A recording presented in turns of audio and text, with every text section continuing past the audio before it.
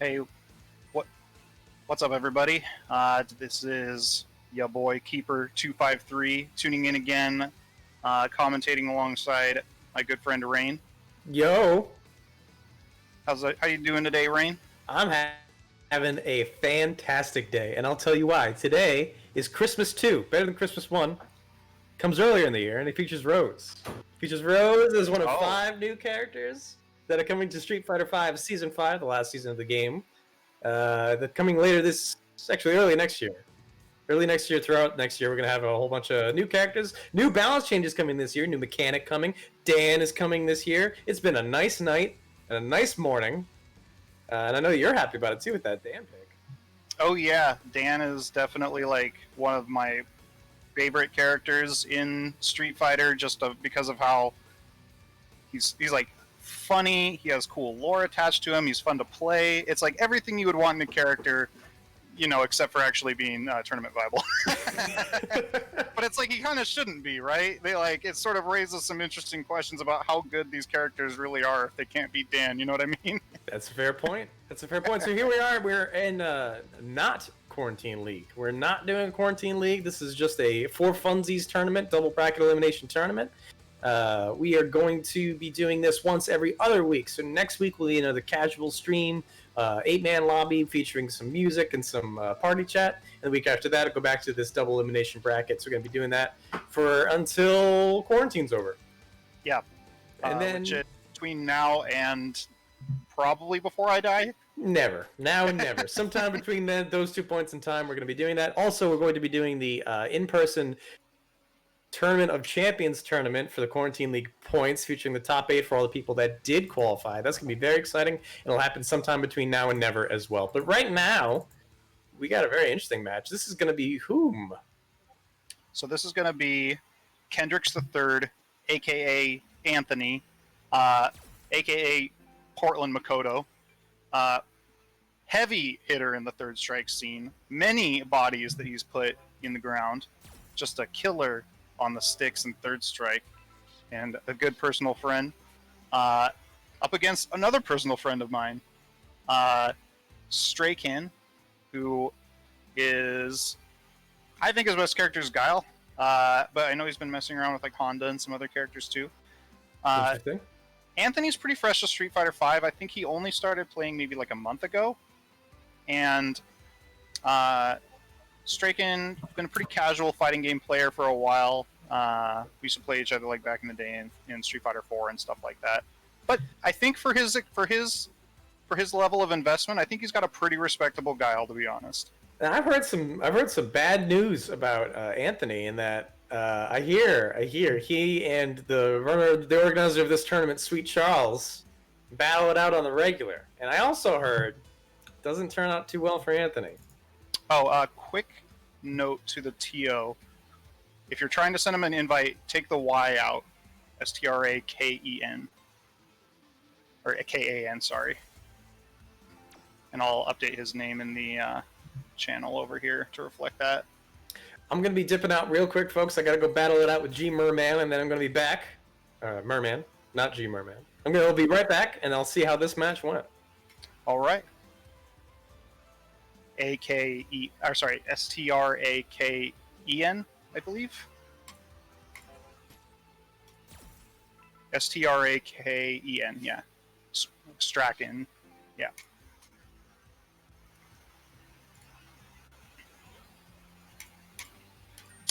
But yeah, I know that Anthony has been fighting local TO Sweet Charles on Street Fighter V, training him up.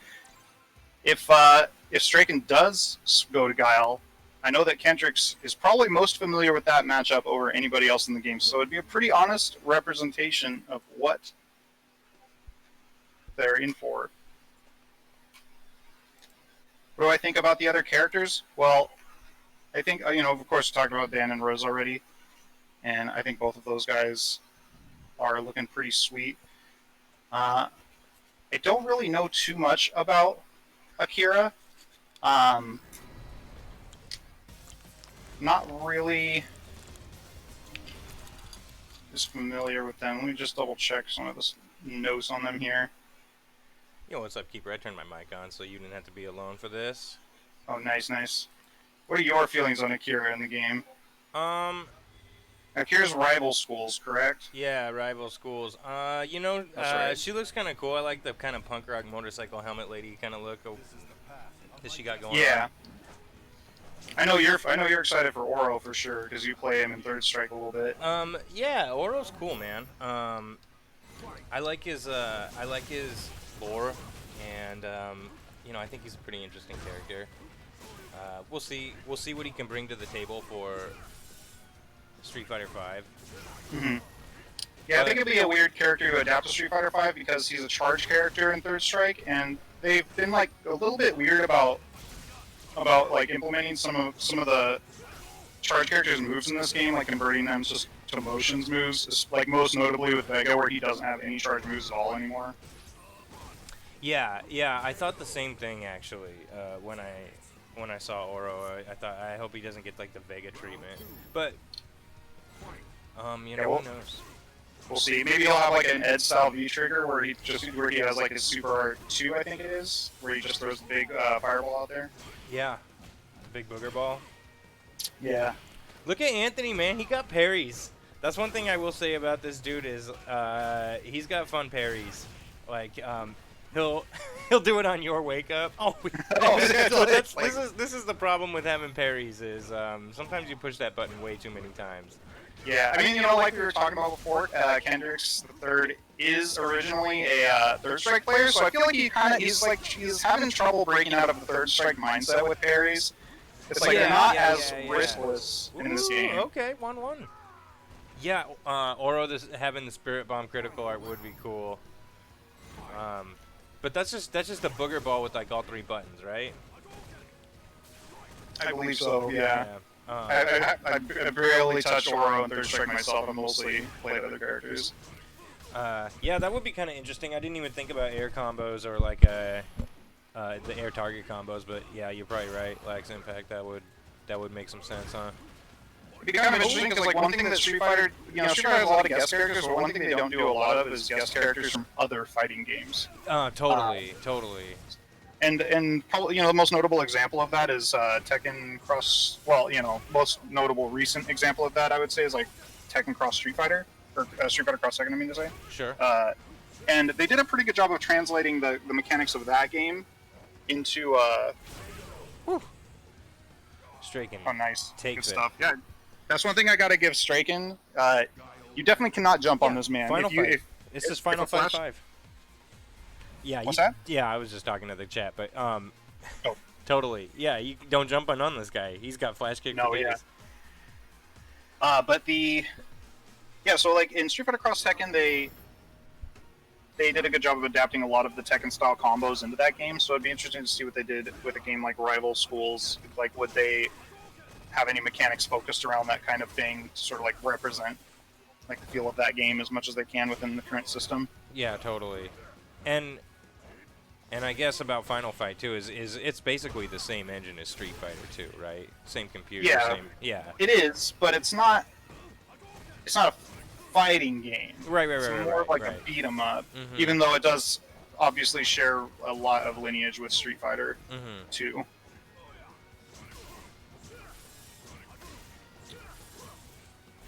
Uh-oh. No crush counter Oh, on that. he baited it. That was a Charlie flash kick right there. Yeah, totally. The old walk-up block maneuver. Uh-oh. Oh. So one thing Kendricks has got to find here is he's got to find the more nice conventional cross-cut flash kick. Cross flash kick, nice. Kendricks the third has to find those more conventional anti-air options. He's got to find that crouch fierce, that medium punch DP. I do notice about him too is he doesn't really do a Shoryuken anti-air almost ever. Yeah, it's not he uses those something that's as combos. emphasized in Third Strike, really. Yeah. Like, of course, it's something that you should be able to do if you're wanting to get good at Third Strike, but you don't necessarily have to. Activate V trigger. Got it. There. That's a lot of damage. That's Still in pretty here. good conversion. Alright, Kendrick's. Oh, he's in a tough spot. Yep, there he goes. Now was that's game 2, so Stricken, I believe, just moved on. Yeah, I wasn't updating the score. I was talking. That was my bad. All good, all good. Yeah, pretty solid stuff from Straken. Oh yeah, the cameras are messed up because rain's out. Well, I'll just leave it until he comes back.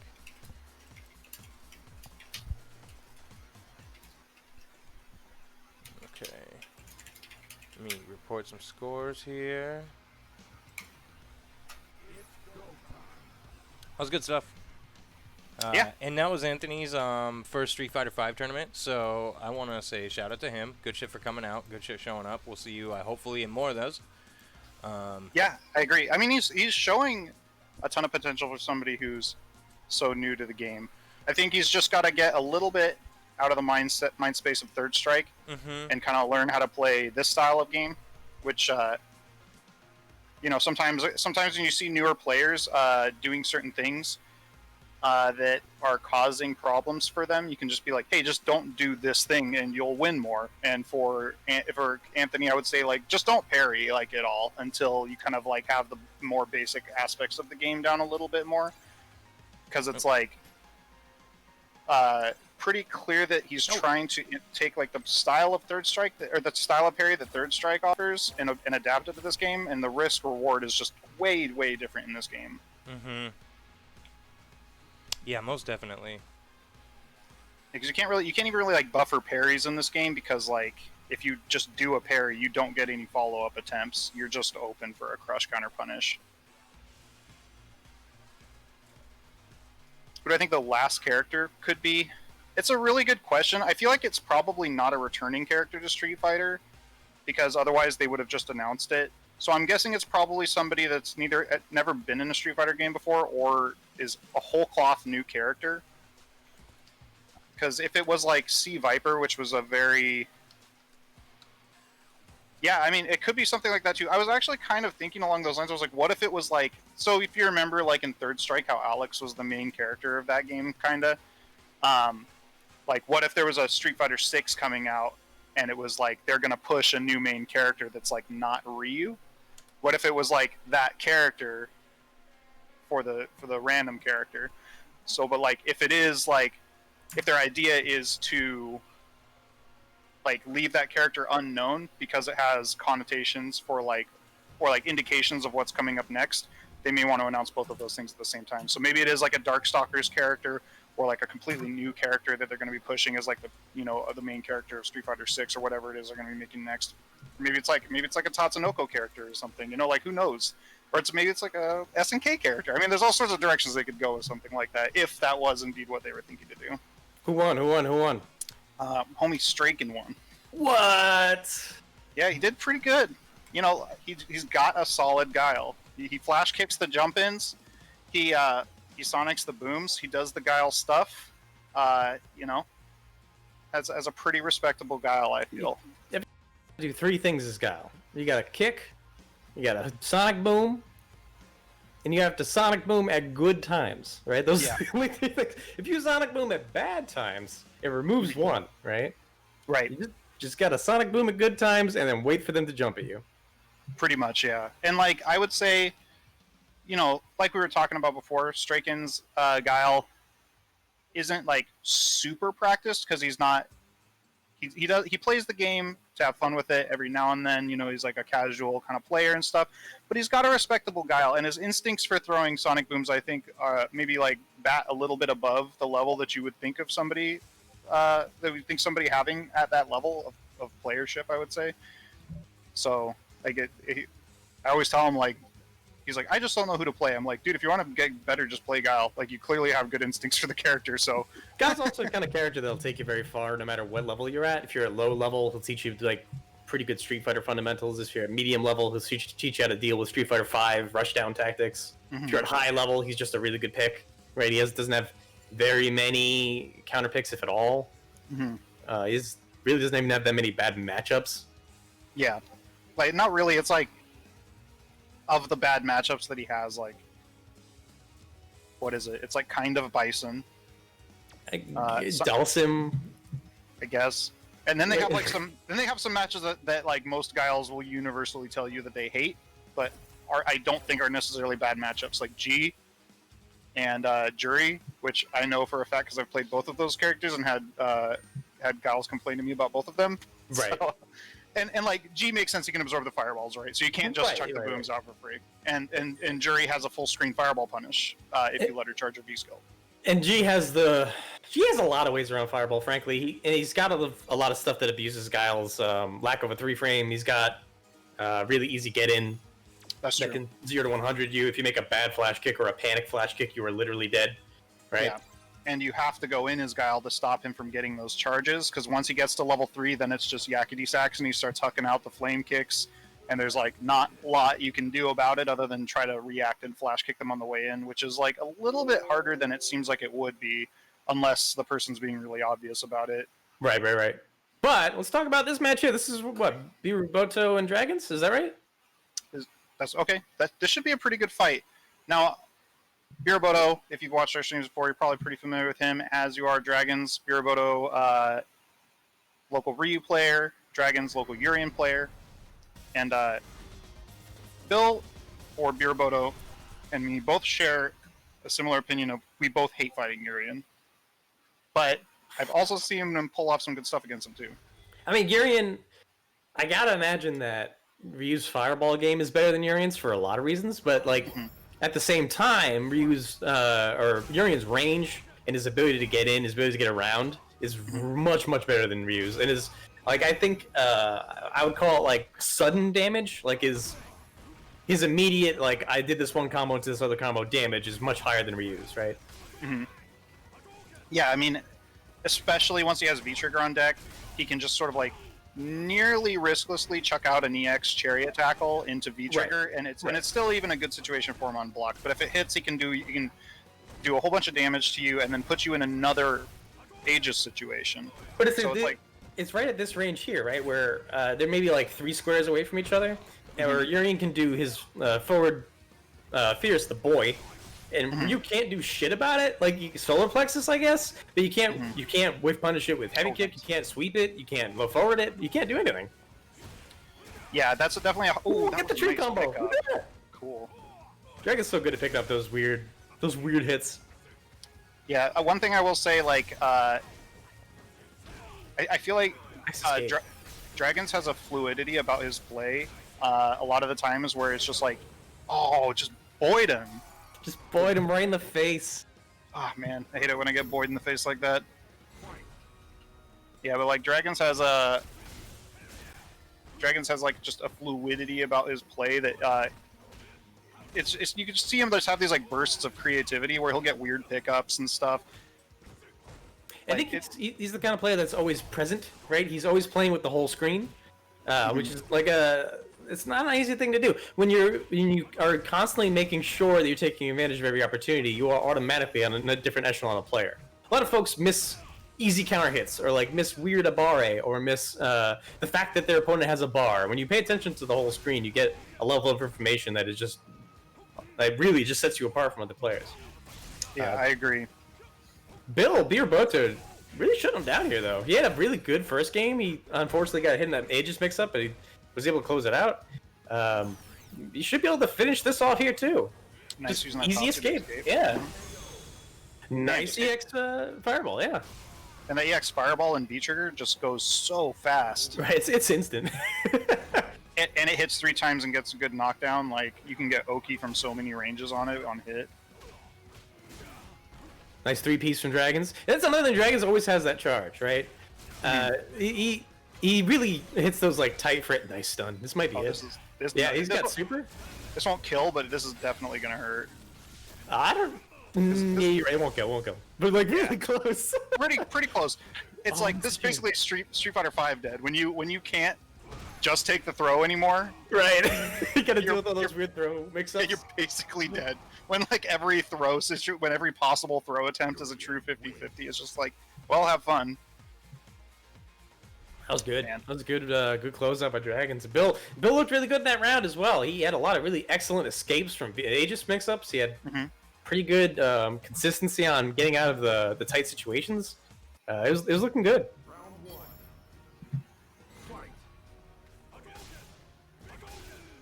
Ooh, nice. Yeah, kind of an unfortunate jump there. He had a really that's one thing that I notice about Biraboto's play is that I feel like he kind of jumps in a little bit aggressively sometimes, where he's already established control of the situation, and then sometimes he'll just lose it by jumping in and then allowing himself to be anti-aired. And that is, I feel, unfortunately true. But for a character like Urian, his best anti-air is crouching fierce, which is slow as shit. So unless the Urian player is really showing you that they're going to do it, I think you can sort of jump in with impunity. Nice EXDP on the chariot. Nice shit. The jump shimmy. Very smart, man. Kind of like saw a lot. Usually it's Dragons is the one that flusters other people, and that time I kind of felt like Biraboto was the one flustering him. I think the EXDP on the chariot, the EX knee drop, I think really set him off. Yeah, it's like I kind of just expected this to work. Right? Yeah. Like, how dare you? I come here with my bar and my EX knee drop, and you come and counter it? Oh, rude. Charging up that V. I love that V skill too from Urian. That the ball charge up. That's really cool. It's really cool for him mechanically, and the fact that it's like kind of a neat reference to one of his third strike supers is also. Yeah, is that say 2 or 3? It's between 1 and 3 for sure. Yeah, it's definitely one of the 3. Yeah, for sure. Nice 3-piece. Oh no! Oh, solar plexus. This is going to do a lot of damage. Now we're at sort of equal health here. Both people have V trigger on deck. It's going to be the first person to pop it, I feel. Nice solar plexus again. Oh, the power after. Does not get punished for that parry. Very lucky for Biraboto. The triple low. And Biraboto just holding down back. That big look at the projectile. The man's got blocks.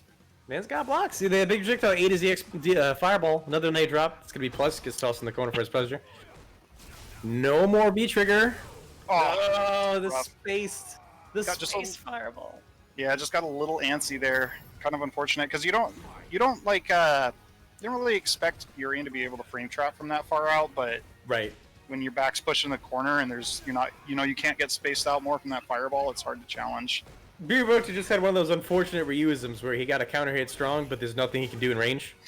Yeah, usually, unless it's a really weird counter hit stand strong, you can get sweep, but that's like it, pretty much. It. Sorry that you play Ryu. I'm sorry.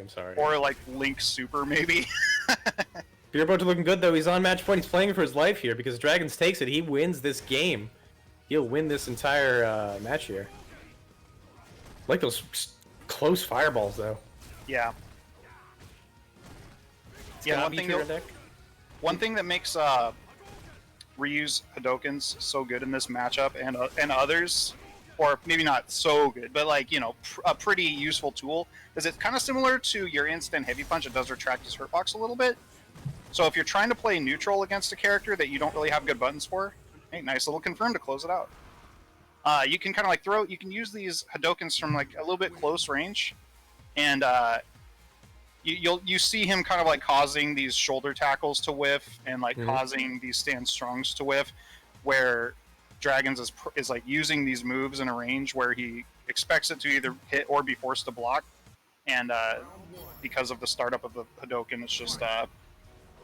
it's like nobody's home over and over. Right. I really like the range of which he's trying to use Hadoken as a poke as well, right? Like, because he knows he's seen that Dragons isn't particularly willing to jump in on him for good reason. Bill's anti-aired a bunch of them. So now he can just like safely throw fireballs at exactly this range. Far enough that if Dragons is pressing a button, he's getting hit, but close enough that Dragons jumped, he might jump in on it. Ooh, nice little light confirm there. Ryu gets really good Oki from that Tatsu. So, but of course it only hits standing, so you have to confirm during that little 3-hit light combo that they are. Yeah, Ryu has a bunch of those weird technicalities, like not a lot of other characters have to deal with that kind of stuff. Nice. Yeah, excellent view wrestle in the second Aegis. He actually might have been able to just punish that too, because I know that second Aegis is really slow. Ooh, nice. Cause a favorable trade there. And Biraboto now on match point, all the way back from almost taking the L. Nice. That little walk back causing his buttons whip there. Yeah, Biraboto's spacing super on point in this whole set, I definitely gotta say. Nice on the shimmy. Blocks that chariot tap. No punish though. It's hard to say if one was available. It didn't seem like one was available for Stand Strong, at least. No, I think he just should have gone for the light punish. The big jump in. Ooh, all right. So now I think Dragons is starting to pick up on the fact that he can do those jumps at that range because he's expecting a fireball, and is really paying off with dividends. He's got 2 big chunks of damage. Nice DP. Oh, man. Yeah, the dash up DP, the old school. The counterplay, you saw him kind of like throw the get ready for that jump in at that timing that Beerboda was presenting, but The close mirror to trap him in there. Although Beerboda's able to jump out, but he gets into the mirror. oh goodness, XCP, what a madman! that's what I thought Dragons was gonna do. I was like, this man's not gonna sit here and block forever. I know he maybe I got the sides mixed up. He had a bar, I think, right? He had 2. He had a bar. He was working on 2. That was crazy. Oh my goodness. Beerboda able to bring it all the way back, 2-1. Nice job. I mean, like, Dragons was looking so consistent in that second game, especially for the first part of it. I had kind of thought that was just going to be over as a 2-0 for Dragons at that point. But Beerboda managed to bring that back, find the adaptations he needed to make to turn that into a W for him. Impressive stuff from both fighters, for sure. Definitely. That was a really fun match, and I'm looking at the bracket here. For this non-quarantine league Street Fighter V Battle Lounge bracket. And it's looking pretty cool. We got Portland Bum has been advancing over Stray Can. Merman and Giesberg fighting it out right now. Dagger G and Trusty Penguin, that's going to be a wild one. And then Dragons and Beerboda just played. We got a pretty good collection of players here and in the top 8. Yeah, definitely got it's like a lot of these matches I would like to see on stream, but it would, of course, take all night. A million years. Is that Sam B and Versaga in losers round 1? What the hell happened? What? Well, Sam lost a dagger, which could happen. Sure. It's like, it makes sense. And Versaga lost to Trusty Penguin. See, this is what I mean. When you have this level of competition, these people who still keep up with this game, still play it, still practice it, still play it every week. Mm-hmm. You get these like really strong first round exits on otherwise really strong players. Yeah, and I know that. So I also know that Versaga, the last time I saw him talking about playing Street Fighter V again, he said he was only going to be using Akuma. Only Akuma, smart. Yeah, tier-wise is a stronger character, but also a character that he's less experienced with than his typical main, which is Ryu and sometimes Ken. So I mean pretty hard. Go ahead, sorry. Ken barely a main for him. I think Ken's just like Versaga plays Ken in Third Strike, right? So he's just still playing Third Strike Ken. I don't think he does any of the Street Fighter V Ken silliness that he can pull off. He just is a really, really good player of Shotos. I agree, because he doesn't really have like the set play that I think you really need to make Ken fully click in this game. Yeah. Yep.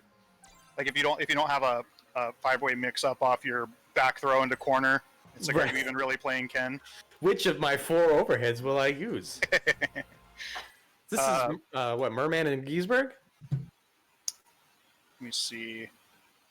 Yep, this is Merman and Giesberg. A battle of the latency. I'm not looking forward to this one. Merman beat up my Falk. Nice job. Decided to fuck around just a little bit in today's tournament. Merman showed me what for. My sub is officially less strong than his main, which I think you need as a Geef player, frankly.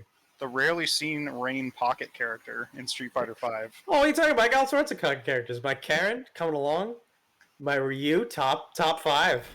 I don't think I've ever seen you play either of those characters. That 1 week where I played Nikali, it was a terror. I decided to retire him entirely. What was that ridiculous money match you and I had that you were like trying to play? You said Ibuki was so easy to play, and I was like, I bet I could beat it with my random select or something. And then I got like Dalsim. Yes. At like Blackwater. Yes, and you still won though. I think I was just like, well, he doesn't play this character, so I bet I could just press medium kick and win.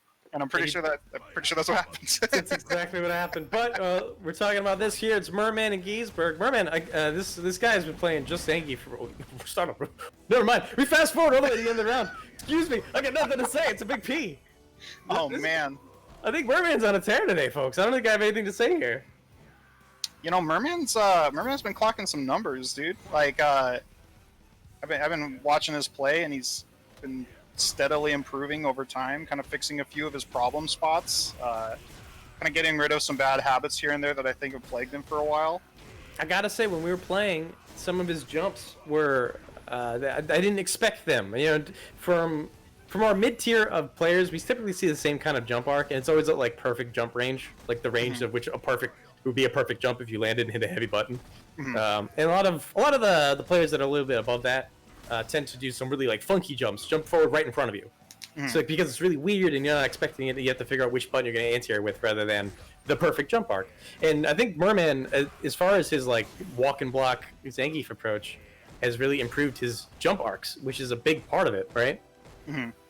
Yeah, I agree, because like, you know, Zangief has a very limited tool set to approach you with, which of course is the balancing factor of the character, because once he's in, he's one of the most horrifying characters in the entire game to deal with. Oh my god! That's kill. That's dead. That's dead. That's dead. Oh, not dead yet. The Akuma health bump from season 5. Oh man, Merman has to close us out here. He's gonna have spent all that bar for nothing if he manages to lose here. Just lariat again and again. He's gonna jump into it. Just lariat. A timer's starting to become a factor here. I wonder if Giesberg knows this. No, yo, and he throws it. Yo, Giesberg with the very, very unfortunate for Merman dumping his super on that round, which I think everybody thought was over. I'm gonna put my stick down now. This is over. Grab, right? It's like, my super does 500 damage. Little did he know Giesberg had 501 hit points left. And Akuma health is so hard to tell. Although Giesberg able to pick it back up. Talk about a grinder. Giesberg has been playing nonstop since what, season 2? He started showing up. Yeah, I think so. And he's come a long ways as a player as well too since he started showing up. He's taking it to Germer right now. He's actually going to take the stun. If he has the right combo, he can kill here. Red That's Fireball. it. That's the right combo. Yeah. Nice. Man, that damage that Akuma gets with that EX Red Fireball, because that white life happens unscaled. So right. I feel like it's probably like 50 or 60 white life or something like that. I don't know. It's something like that. Like, it's not a ton, but when you look at the health bar, once you have like a really scaled combo, it's like crawling down, and then that red fireball happens. It's like, yeah. the wood chipper. Yeah, it's gone. Wow, man, we were talking about Merman so much, we forgot to talk about Giesberg. That was a really clean end of round 1. He completely turned it around. Merman's a commanding player, because you have to put some respect on his name. He's in our top 8 for our quarantine league players. He showed up like every week, and I think just even that little week period, or, few week period, well, like really like 12, 15 week period, something like that. We ran quarantine league. He showed progression then too. So. Yeah, and he actually, I believe he was not able to show up every week. He missed a couple at the very least, which means that if he had placed in any way on the 2 or 3 that he missed, he could have been even higher in the ranking. Yeah, although once again, Giesberg just shutting it down. And Giesberg just like he's got the Satsui no Hado right here. He is clearly showing some very nice improvements. Using those fireballs as great pokes. The demon flips have been pretty good. His confirms on crouch strong into crouch strong into stand forward have been great. Yeah. Oh man, and he's like that deep jumping. This is great. Look at this. Playing like a man on fire. Oh no! Went for it. And that's the big damage combo. He dropped the punish. No, this is such a heartbreaker. That would have killed Akuma. Okay, good reversal, I think. This is gonna hurt. Merman's got a shot. He's got a shot. No. Oof. That back fierce comes out so fast. What is that? 6-frame move? Yeah. That's it. That's 2. It. That's 2-0. I feel like I gotta catch my breath. I feel like with this entire game just passed us by. I mean, I don't want to sell Giesberg short, because I have a lot of respect for his play, especially his Akuma. But I feel like that's a little bit of an upset when you consider the average placing between Merman and Giesberg, for sure. Man, I'm still catching my breath for that match. That was like, what, 2 minutes? It went by so quick. That last match especially was like, or that last round especially was like pretty much just bust ass for Giesberg, except for that one block DP, which he kind of got away with because the punish got dropped. And I think that one DP I think was just like a feeling yourself moment. Like, well, I could take one risk, right? If it pays off, I look like a godbrain. And it looked like a pretty good risk to take because, at that moment, you know that Merman has to be thinking of, busting out an SPD and starting to try to get the round back. Because if that DP worked, he would have stunned him and he would have killed him. Right. Yeah. I think it was a worthwhile risk, but however, if Merman had hit that headbutt combo, I think I've seen a video where that just kills Akuma. You know what I mean? So, I don't know how much stun it does now, because that's the thing about it is I think it used to do, what was it? I think it was 400 stun for that move, and I think they cut it in half to only 200. Only, right? It's still a good chunk of stun, but it was pretty ridiculous when that move came out. So you'd see these one-touch kill videos for Cammy and right. Yeah. But hey, that was a fantastic match, and I was happy to watch it. Now we got Miru Boto coming back up against Dagger G. Nice. Okay. Dagger G, Kyle, he's a fantastic player, old school player. Plays Third Strike, CVS2, Street Fighter 4. He plays Ed, but he's playing a lot of Guile lately. He's going back to Guile, huh? Every time I played in the last, say, month or two, it's been Guile every time, right? Okay. Which I think just is partially because he's playing a lot of Remy and a lot of Third Strike right now, but also because Guile's a great character. I think it's pretty hard to argue that Guile's not a better character in sheer terms of opportunity. Tier opportunity, stability, utility, all the matchups, yeah, all the abilities. It's doesn't have a 3-frame though. Yeah, no 3-frame. It's one downside. Ed's got a 3-frame on Guile. It's a pretty bad 3-frame, but at least it's a 3-frame. It's pretty fucking terrible. That character's not very good. I think maybe only Ryu's 3-frame is worse. That is the worst 3-frame in the game. I don't know. I think you could rank bad 3-frames, right? It's being a 3-frame, it's in and of itself. It's in and of itself better than a 4-frame, but right. Vega claw off 3-frame is pretty fucking terrible. True. Or claw on free-frame, the light kick, it does nothing, it combos into nothing. Yeah.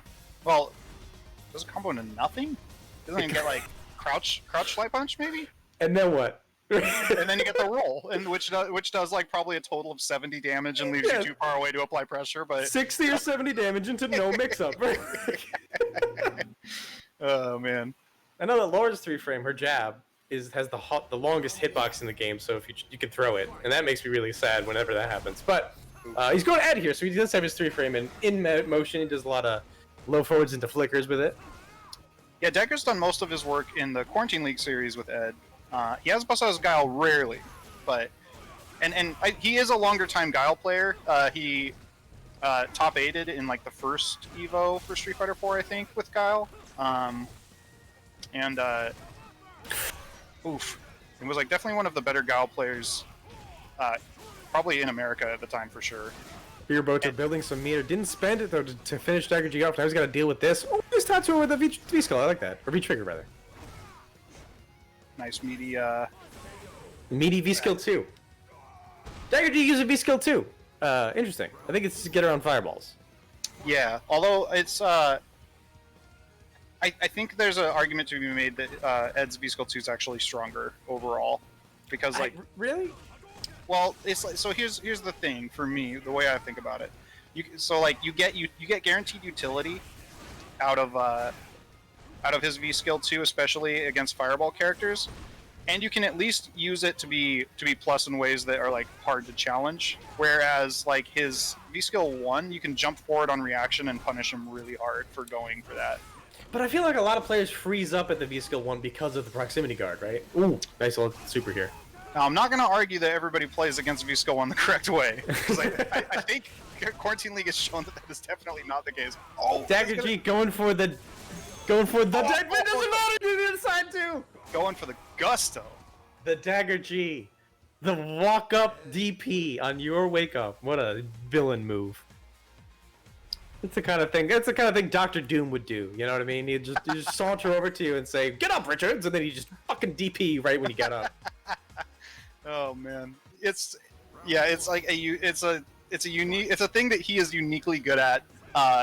Even in the field of our best players for sure. And I think that's the weird part about Dagger G using V-Skill 2 for me, at the very least. He tends to use stuff that makes other players flinch, because he has trained himself to never flinch, right? He has full confidence in everything that he does to like sort of a maybe a detrimental degree, but his confidence is through the roof on every single one of his actions. So he does things to make other players be like, well, he can't be doing, X during Y. He can't be DPing me on my wake up. That makes no sense, right?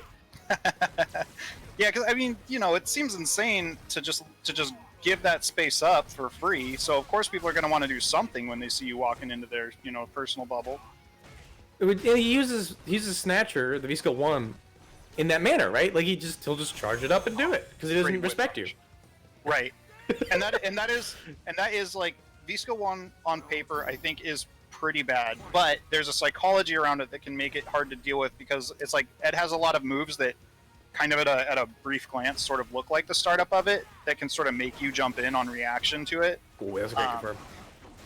And so it's like you can do stuff like partially charge Stand Fierce or pump a fireball and stuff to get people to jump in on you on reaction and then just do a simple anti-air. Right, he's got all of those similar animations, right? The stuff that looks like the first 7 or so frames look exactly the same for a bunch of different things. Right, yeah. Nice combo from Bill.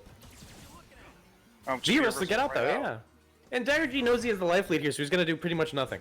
And he's also great at that, right? He's great at making you feel pressured, even when he's on the back foot. And when people commit to playing like that, I think Ryu has probably one of the hardest times of the cast in dealing with that sort of thing. Because like, what's he going to do to close this distance, really? Right, and what's he going to do after he even closes it? Right? What fat combo is going to bring him back in the game here? Nice EXDB though. Double dash? He just knew he was just hanging back. He just charged up the green shell. He went right on in. He double dashed and hit him with it. That was rough. Well, what are you gonna do? Press a button or try to tech a throw and get DP'd? Yeah, what are you gonna do? Tech a throw mid-screen, idiot. I hate that. I hate that so much. I hate that that's a mix-up. Like this dumbass tech a throw. Look at this guy teching a throw mid-screen. Can't take 120 damage. What a loser. Oh please! I gave him all an extra 10 damage in season 4. It's 130 now. Bill doing a good job with these V-skill parries. Although he's using that V meter immediately as V reversals, and I'm not sure that Ryu wins the range game here. Ed can just fireball through it. Yeah, although I mean, Ryu's one of those characters who is like, he's not really gonna win matches on his V triggers. So if like you can find a use for the V skill and like guarantee that it's just gonna work, that's arguably a better use of it than waiting for the V trigger. Despite yeah, that was good. Despite the buffs that Ryu's V trigger 1 has gotten, it's still arguably a little bit weak compared to a lot of other V triggers. Another nice flicker confirming to Kirkland is going to be able to do a good chunk of damage. Dagger G also using his V reversal in great success every single time he's in the corner. I think he just gets out for free. I don't know that Ryu has any solutions to that. I'm sure it depends on what he's V-reversaling, because I think like most of those roll-style V-triggers, he has like 1 frame of vulnerability before he can block again. 10 seconds on the clock here. Dagger G is just going to hold the life lead probably. Yeah, this is like he's backdashing. Now. Yep. He can just no rise and then take the throw, and yep, that's it. Yeah, it's unfortunate. Yeah, GG's Dagger G. Just a no-win scenario. That's It's really as you said though. What is Ryu to do to come back, right? Outside of like a fat jump into a Joden kick combo, right? What does he do to come back, especially at full screen? You have to dash in 1,000,000 times and hope you hit something, as opposed to Ken or Ryu or Akuma or even Sakura, right? Yeah, I mean it's because like Sakura, even Sakura, who is like arguably similar in a lot of ways, can charge a fireball and follow it in, similar to like what Guile can do with a light punch sonic boom. Ryu can't really follow any of his fireballs in. His light one moves too fast. So it's like the only tool that Ryu has to like really just kind of be like fuck it and go in is his forward dash, which is very fast and goes reasonably far for a dash of that frame speed.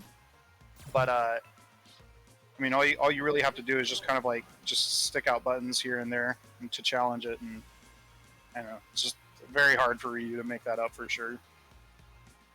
Who we got here? Portland Bum with Sagat on the character selection screen. I don't know about that. Although I do know that Portland Bum plays half the roster at this point. And I know from experience, Portland Bum did play a lot of Sagat when he first came out. Yes.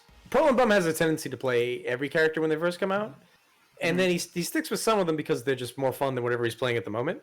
But his Sagat, it kind of fell to the wayside. You know what I mean? Like, as far as characters that stuck around for this guy, Sagat was not one of them. Yeah, and I mean, Sagat was. I feel like Sagat has maybe gotten a little bit more respect recently. Seems like the opinion on him seems to have shifted somewhat in terms of his power level. I think a lot of people sort of thought he was like one of the worst characters in the game when he came out. Yes, but now there's a Sagat player that recently won Wednesday Night Fights. There's a Sagat player that won Southeast Asia Major, or got top 8, and I didn't want to win. But got top 8 at CPT Southeast Asia, which is really, really strong. And a lot of people are sort of changing their opinion on it. Like, this character doesn't suck, and you don't have to be perfect with him. He needs to be played in a specific way, which I think is what Sagat should be. Yeah, you know, and he's definitely not a character for everybody. You know, I think the easiest comparison to make for him, Explosive damage. Wow, that's gonna stun for sure. This will kill. 2 fat jump-ins is gonna kill off of anybody, and Portland Bum has that combo. But yeah, I feel like it's sort of easy to compare Sagat in some ways to Guile because they both have a, you know, throw fireballs and anti-air the jump-ins kind of game plan. But their kit of normals is completely different, and even the way that their fireballs can be used is somewhat different as well. Portland Bum though, he's gotta DP these jump-ins. Like, that's the one thing that you actually must do as Sagat, because his defense is pretty poor, all things considered. He's only got a 4 frame. He's got a DP, but it's very, very punishable if it misses. We're talking like full charge, do whatever you want, kind of punishable. Yeah, it's pretty bad. His ability to move forward, he doesn't like a forward advancing armor move really, or a forward advancing invulnerable move at all. Nice DP. Ooh, wow. Just caught him right on the tip of that normal there. Ooh, nice DP. Good. The EX Demon Flip Grab did not work out. Portland Bum in V trigger.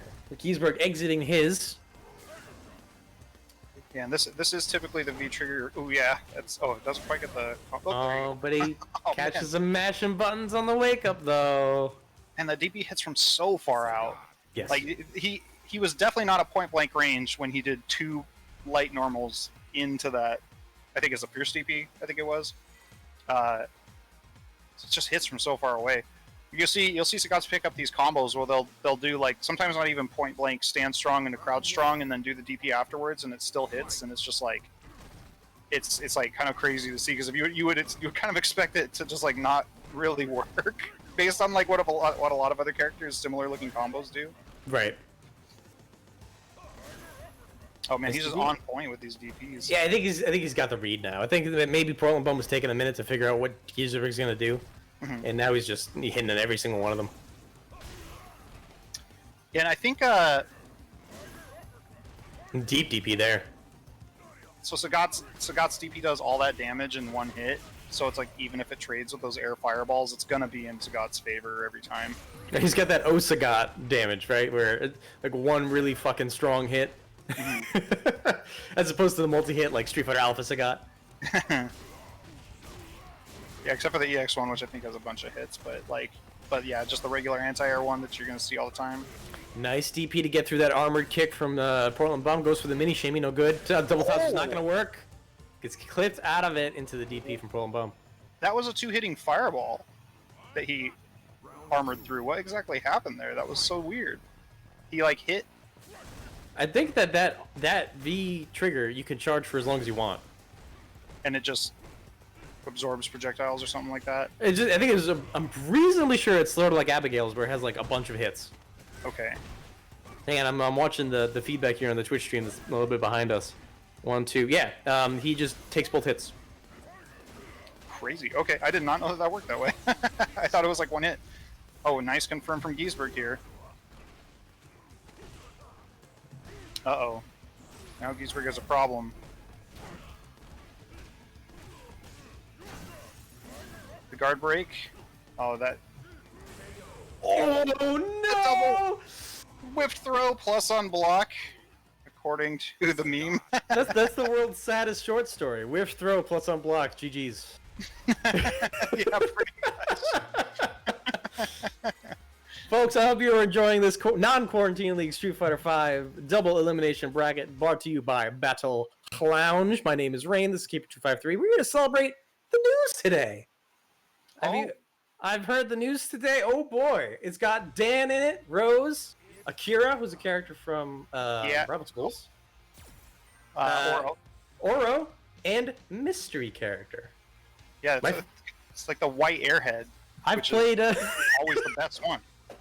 That's a deep cut. That's. You know, the kid that brought the white airhead was the most popular kid in school, right? Like, it's like you all don't even know what flavor it is, but that's what makes it extra delicious. LAX Impact in the chat asks, "What do you want with Rose?" I want a way to reflect projectiles and fun normals. It's kind of it. You know, I expect her drill to be a normal Street Fighter V special move that it works and then it doesn't and it's spaced and it's great. All the fucking typical verbs you attribute to a Street Fighter V special move. But I want her to still have Soul Reflect, and I want her normals to still be there. The forward heavy kick, the slide, the close head medium kick. Like I want all that stuff to. I would like all that stuff to still exist, and not be taken away. Yeah, I feel like most of her tools just kind of work pretty well because like the one thing that's a little bit weird is her last iteration in 4 was kind of defined somewhat by having a very good backdash in a game where backdashes were also invincible. So obviously that doesn't really work in Street Fighter 5. But like look at Street Fighter Alpha Rose, right? Where she still had like her thing was still like good normals and like Shadow thing which made it unblockable. We're not going to talk about that, but. Her thing was like all of her normals were really long and they felt really good, and that's what I'm looking for in a character pretty much all the time. I played fucking Laura, but I want like a character who has normals that feel really good and go pretty far. Yeah, and her kit of normals feels like it could all pretty much be lifted in just like sort of Street Fighter V eyes. Like maybe her slide would have to change a little bit to sort of like match how the other slides work in this game. But I mean, you know, you can already kind of like see it's like, okay, the spiral arrows would probably be like, you know, -4 on the light one, -6 on the medium one, and kind of work like space tackle. Yeah, a birdie headbutt. Right, and then you know, I feel like the orbs could be a V trigger. You know, maybe she could have like her weird airborne hop on like a command normal or something that you could use to bait the latex with and stuff. Have a special cancelable crouch medium punch. Oh, Derek G says crush counter on the forward heavy kick, the Soul Piede. That would be because it juggles in Street Fighter 4. Oh, that'd be pretty nice. Right, you know, like everything about that character I love, right? And I hope deep in my core that they don't ruin her. That's all I want. I just want her not to be Street Fighter 5 eyes to the point where she's someone different. Yeah, and I think that I feel like she makes sense as a character because it's a set of tools that I feel like is somewhat easy for me to envision how I would want that character to feel in Street Fighter 5. Right. You know, I think she's been around long enough that you can sort of protect her moveset. Mm-hmm. Like, you can't fuck with Ryu at this point, right? Everyone knows what Ryu should feel like. I think that there are characters that have been around for so long and have been in so many games that you sort of expect them to be a certain way, and they should be that way. Like, Juri only had one appearance before she became Street Fighter V Juri. Right. And same with Seth. Same with Seth, yeah. But not like, you know, they're your traditional characters. Anyway. So we got this. It's the actual match here. We got Trusty Penguin and Derek 88. I don't know who to like here. Trusty Penguin has, of course, a more winning record in terms of our online tournaments. These two have played before, right? I feel like this matchup is novel. You know? They've certainly played before. How many times? I don't know off the top of my head. Because I can think of like maybe a dozen times I've played Trusty Penguin, or Sam has played Trusty Penguin, right? Or Bill has played Trusty Penguin. But not much comes to mind when it's Dragons. Like they played it at Blackwater or two, but not enough to really give them sort of a history. Yeah, it's kind of hard to say because they probably know about their history with each other. Sure. But you know, a lot of those matches may have happened off stream and stuff. I mean, it's looking really even so far. Is that a cross-up knee drop? I thought that was Yo, illegal. Yo, I almost jumped out of my chair. We gotta call the Cap Cops. That is an illegal property for that move to have. I'm kind of upset. Well, Bison's tall, so maybe that affected it, but Maybe. tall, big air quotes tall, right? He has a tall hitbox. Him and Fang and Urian and Abigail. True. Oh, the EX knee drop recovers so fast. All the knee drops recover so fast if they just whiff like that. And it went over crouch strong almost entirely. That was weird. Although it seems like Dragons is sort of beating up Trusty, but more in a slobber knockery way. Just kind of like punching him. There hasn't been like a big moment. It doesn't. Yeah, it doesn't look like total domination. I think Dragons is just trying to keep it speedy and try to keep Penguin out of his comfort zone a little bit. Penguin likes to operate within that M. Bison medium kick range, right? Because that's frankly what Bison's best range. But Yeah. if you sort of fluster him in that range, he starts to like panic and just starts throwing stuff out. And I think Dragons is doing so. Yeah, I would say like at the start of Quarantine League a few months ago, I would say that Trusty Penguin's biggest weakness was definitely getting flustered in unfamiliar situations. And while I think that is still a little bit of a weakness for him, he's shored that up a fair bit since then. And Dragons taking the first game though. it does take the first game. Again, I don't think there was a singular moment here where I was like, oh wow, big, nice jump in, or wow, Aegis combo. It's just like he poked him to death. Yeah, just like getting favorable trades, getting some weird counter hits in the neutral game here and there. And Penguin's kind of jumping in at these timings that kind of makes me think that he's predicting Dragons to kind of start resorting to a looser fireball game here. Dragons with a wake up forward medium. That had to be a V reversal. But if it worked though. That would have been like just. Oh yeah, I meant for that. Oh yeah, that's what What I am I went Oh no. It's gonna sting. Trusty Penguin, most definitely That's right. charging up a stomp. Oh, Yeah, that's gonna bounce. Yeah, Yep. yep. And that's Ooh. That's the Twitter combo video right there. Oh, do we? No! Oh, shoot, he missed it. I know that man has headbutt loops. He was going for the perfect spacing too. That doesn't matter. EXTP. EX5, sorry. I mean, yeah, that's fine and all. I'm just bummed we didn't get to see a headbutt loop. You know Dragons practice at least one of them, right? Oh, I've seen him do them. He knows how to do them for sure. Trusty Penguin trying to just bully his way in with these EX scissor kicks, these EX stomps a little bit. I think he's trying to take control of the tempo of the match, but again, you just can't keep you cannot keep Dragons down. That's something you can't do. It's impossible. Yeah, he's This dude has no back foot. It's 2 forward feet at all times. he's frustratingly unconditionable a lot of the time. Oh, look at that! He just did. Oh my good goodness! Lord. The late hit chariot counter hit I mean- into a loop of itself. It's like, okay, so you want some. So Dragons has got your back. He's like, no big moments? Okay, well, how about like 2 straight rounds of nothing but like big moments? Is that going to be good enough for you? Yeah, he said, "Watch the highlight reel." He told me to shut the fuck up. That was brutal. GG's to. Oh no, is this first to 3? Trusty Penguin's asking. Let's see where you are on the. It is not first to No, three. it is not. It is not first to 3. That is winners semis. No sir. Enjoy your time in the lower It's like bracket. not even. Wait, what's happening here? That was losers bracket. So he's out of the tournament. Let's lose this bracket. My goodness, this bracket is deadly. Yeah, that could be a winners finals half the time. Like that is a winners finals half the time. That I'm was pretty- the last time I played in grand finals was against Dragons, and I had to beat Trusty to get there. Like this is a deadly bracket.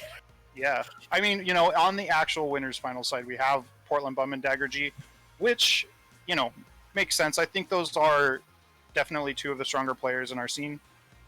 So that makes sense. But then you see like what the losers bracket looks like, and there's some really strong players in there. Even early on, we saw Sam B and Denjin 503. In first round losers. Yeah. Those two gentlemen are fantastic Street Fighter players. They're fantastic Street Fighter 5 players. The idea that they got put in first round because their opponents were also really good is just like shows you the state of the evolution of PDX scene. We've got a lot of people who just are incredibly strong. Mm-hmm. And that's so exciting. Remember back in the days when it was like yourself and myself and maybe Big Blue Ox in like that mid card range, and then At Team 5th through 7th, I'll never forget. I got the tattoo. And then like Ethan and Quijibo and Sam B would win every single tournament. Right. Ethan, Disco Vigilante, now occupying Japan, and like that was it. That was it for like a year. There was no movement. There was nothing. It was us over here fighting our own little battle, and then the top three over here, and that's it. And now we have all this like really strange movement. We have a bunch of winners differently every week. It's so exciting. It's really cool. Yeah, it's definitely like a nice little mix-up of things because I think like season 2 and 3, it was a really good time for our scene in terms of like competitiveness and like how hard everybody was going in the game and everything. And a lot of people that were going pretty hard in that game that are now starting to like reap the fruits of that experience, where now, you know, we're a few years down the road and we have completely different people taking up those top level slots.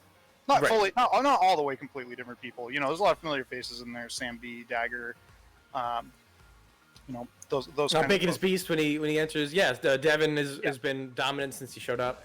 It's just been really cool to see the evolution of the PDX scene. Let's catch up on Twitch chat for a moment here while we load in. Dagger G says Bill got a lot better. Props, I agree. Sam Taribo says let's go Phony Flats, cheering on his boy Dragons. That paid off for him. Dio, what's up, Dio? How you doing? Good to see you, man. Hope you're doing well. Giesberg, good to see you. Good to see you. Hope you're doing well as well. Says you're a winner at Rain. Thank you. I am a winner. We're all winners. We're all winners here in the non-quarantine league Battle Lounge Street Fighter V double elimination bracket tournament. My name is Rain. This is Keeper 253. What up? If you're watching this, you won.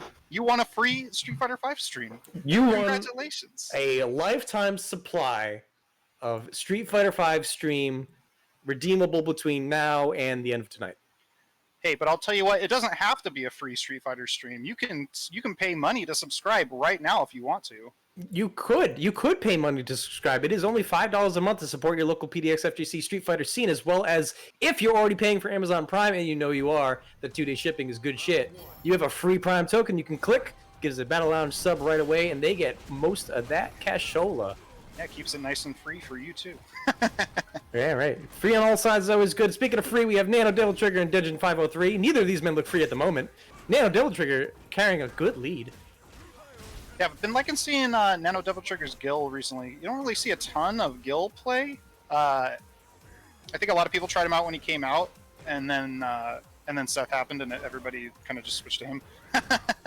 Gil had that strong Alex combo video 2-week period because of Retribution. Yes. His special mechanic where he gets to choke you forever. But I think Nano Devil Trigger has really figured out. First of all, he's enjoying Street Fighter V with this character, which is great to hear. And secondly, he's figured out how to play this character. It's weird the way this character is. You sort of have to play like half zoner until they're close, and then you have to play a brawler. It sort of reminds me in some ways of like Jury in Street Fighter 4, where you zone and zone and zone, and then Feng Shui Engine happens, and then suddenly you get like a few moments where you are like a crazy rushdown character. And it's Gil really kinda goes weird. like that. Yeah, you know, it's weird that Gil is sort of two characters, right? Especially if you take his V skill is blocking. I'm pretty sure was actually what it's called. Yes, Just pretty blocking. And he gets to parry anything, but that like is his DP because he can block anything with no startup. But if he misses, then he eats a fat combo, right? So is it no startup, or does it have a couple frames where you can be counter hit like a Ryu's parry? I think it's like 2 frames, right? So Okay. a true meaty will beat it, but non-true meaty won't. It's either 2 or 1 frame. And in that, you wouldn't expect a zoner to have a parry, right? Right. It's just he's such a weird mixture of character mechanics. Yeah, he definitely is. I mean, you know, that's gonna kill for sure. Absolutely. I mean, Seraphic it's- wing. his whole design aesthetic is one of duality, so it makes sense that he would play as like kind of two completely different characters at the same time. I think I did not play Third Strike with any such history, but I would think that the way that Jay transformed this character from his Third Strike self to now is actually really cool. I actually don't know too much about Gil in Third Strike because I didn't ever really play the single player stuff, and he's not a like legal character because He's a boss character, right? yeah, he's like a true boss character in the sense that he's like legitimately just the best character in the game if you allow him in there. So, kind of like I guess kind of like Akuma's original form, where he wasn't really supposed to be played. But I got the retribution hit, but no good on the juggle. Unfortunate with that forward step kick, Spartan kick. oh, got that big retribution there. Picks it up secondly, and then Devil Trigger taking the first game. And I think this might be like war flashbacks for Denjin, the Third Strike player through and through. He's going into it pre-tilted, like, oh no, I gotta play the boss again. One interesting thing that I like about Gil is most characters in Street Fighter V, like if they do a medium punch with their right hand on the left side of the screen, when they go to the right side of the screen, they do that punch with the left hand because the moves have to look the same from the player's perspective, right? But that doesn't work for Gil because one side is supposed to be fire and one side is supposed to be ice, so you can't have him doing that with like his ice side doing his fire shit and stuff. So he's one of the only characters in the game where like his moves are done with the same hand on both sides of the screen. So you'll see his moves have a different appearance on the left and right hand sides of the screen. Like on some, you'll have his chest facing the screen, and then he goes the other side, he'll have his back facing the screen.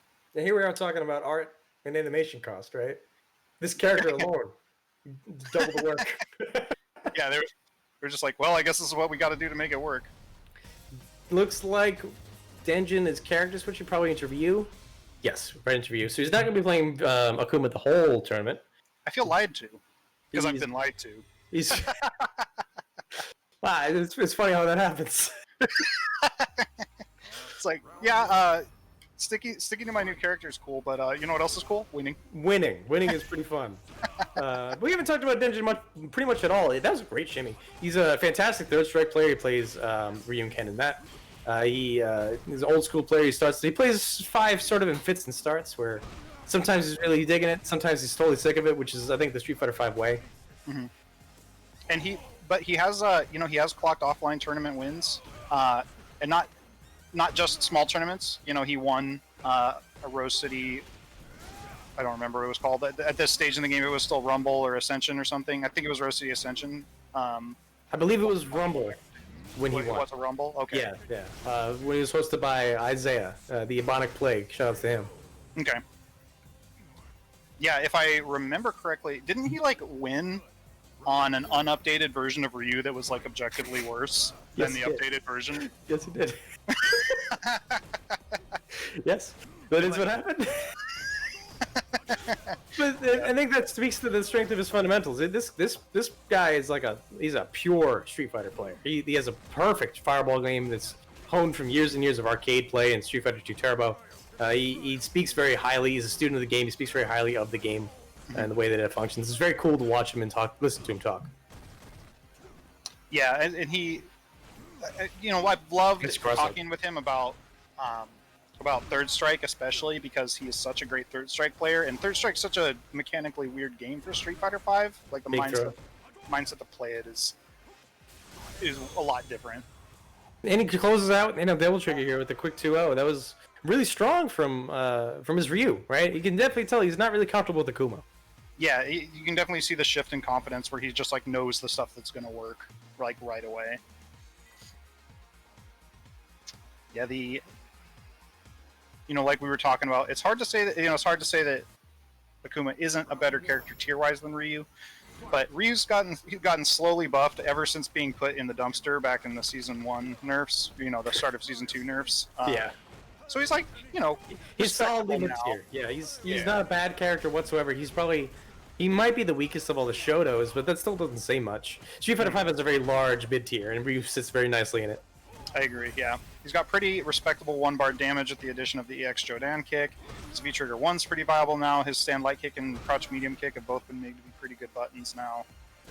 Nano Double Trigger had the life lead, but it slowly lost it through these just walk-up throws. Nice jab check. That Nice. chariot's gonna... Ooh, that chariot's gonna hurt. Or that lariat, sorry, is gonna hurt. Yeah. I think it's like... I don't know how minus that is, but if it's not spaced out at all, like that one wasn't, it's almost certainly always punishable. Yeah, it's minus at least 6, I think. It might be even more.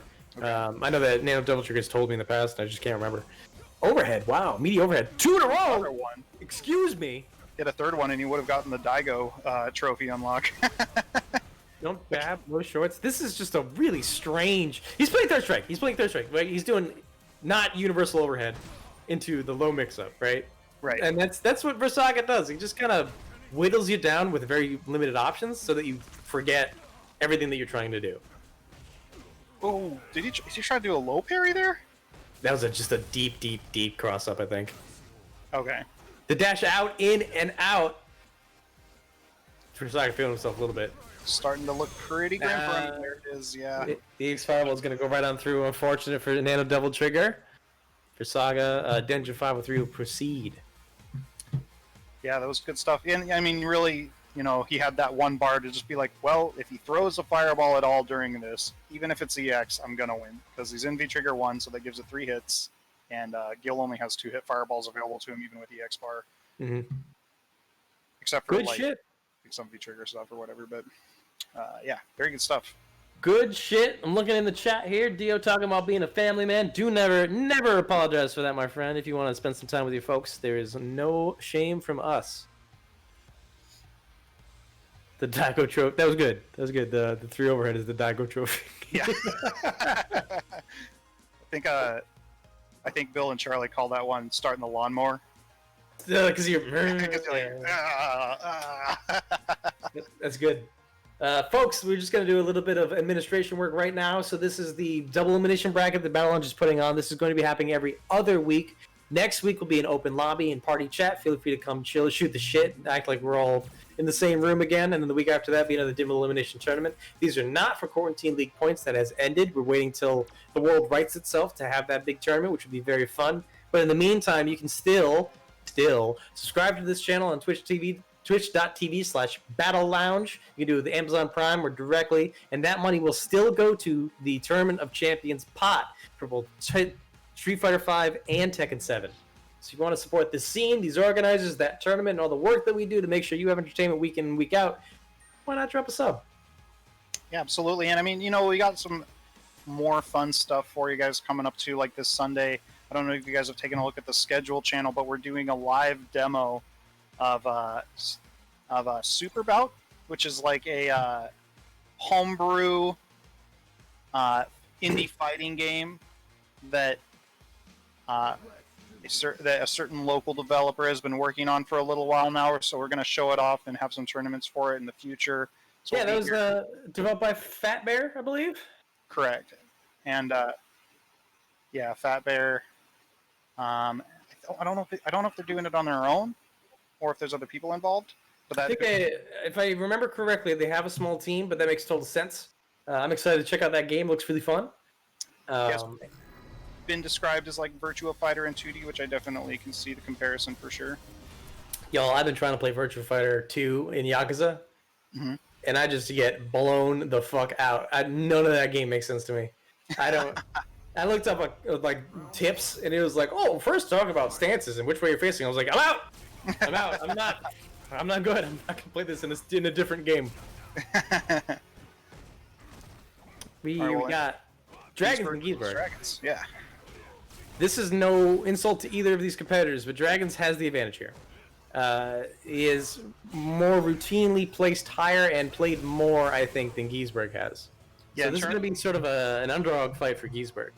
Yeah, surely in terms of average tournament placing, Dragons is the clear favored winner, or the favored player here. But Giesberg was looking extremely nice against Merman, who also has consistently placed much higher than Giesberg in most tournaments. So maybe this quarantine time has put Giesberg in the hyperbolic time chamber, though. You know. yeah, getting that gravity chamber going. Just hooking it up to his USB port. Nice whip punish in the headbutt.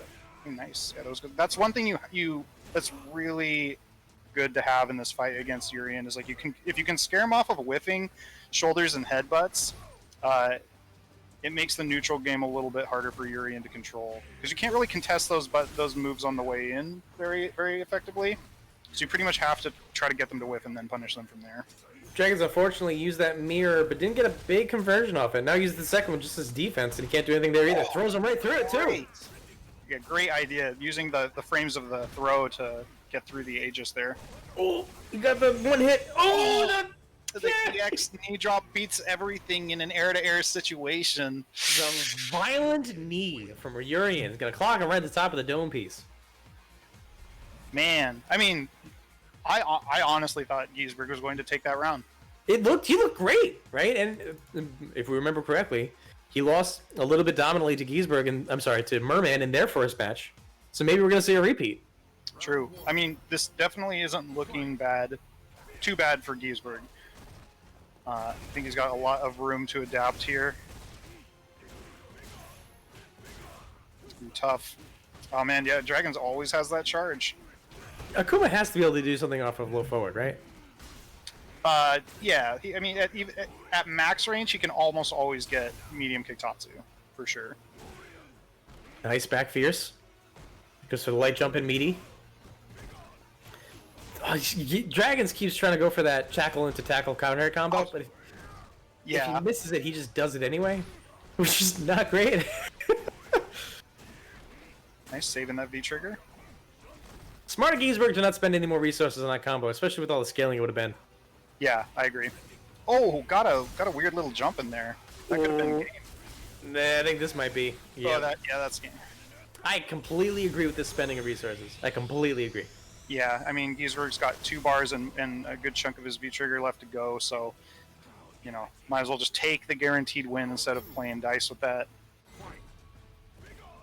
Yeah, you flat out do not want to leave Akuma alive, you know? Okay, Giesberg finding himself with a cornered opponent, but now, oh man, that was a lot of damage that Dragons just risked there.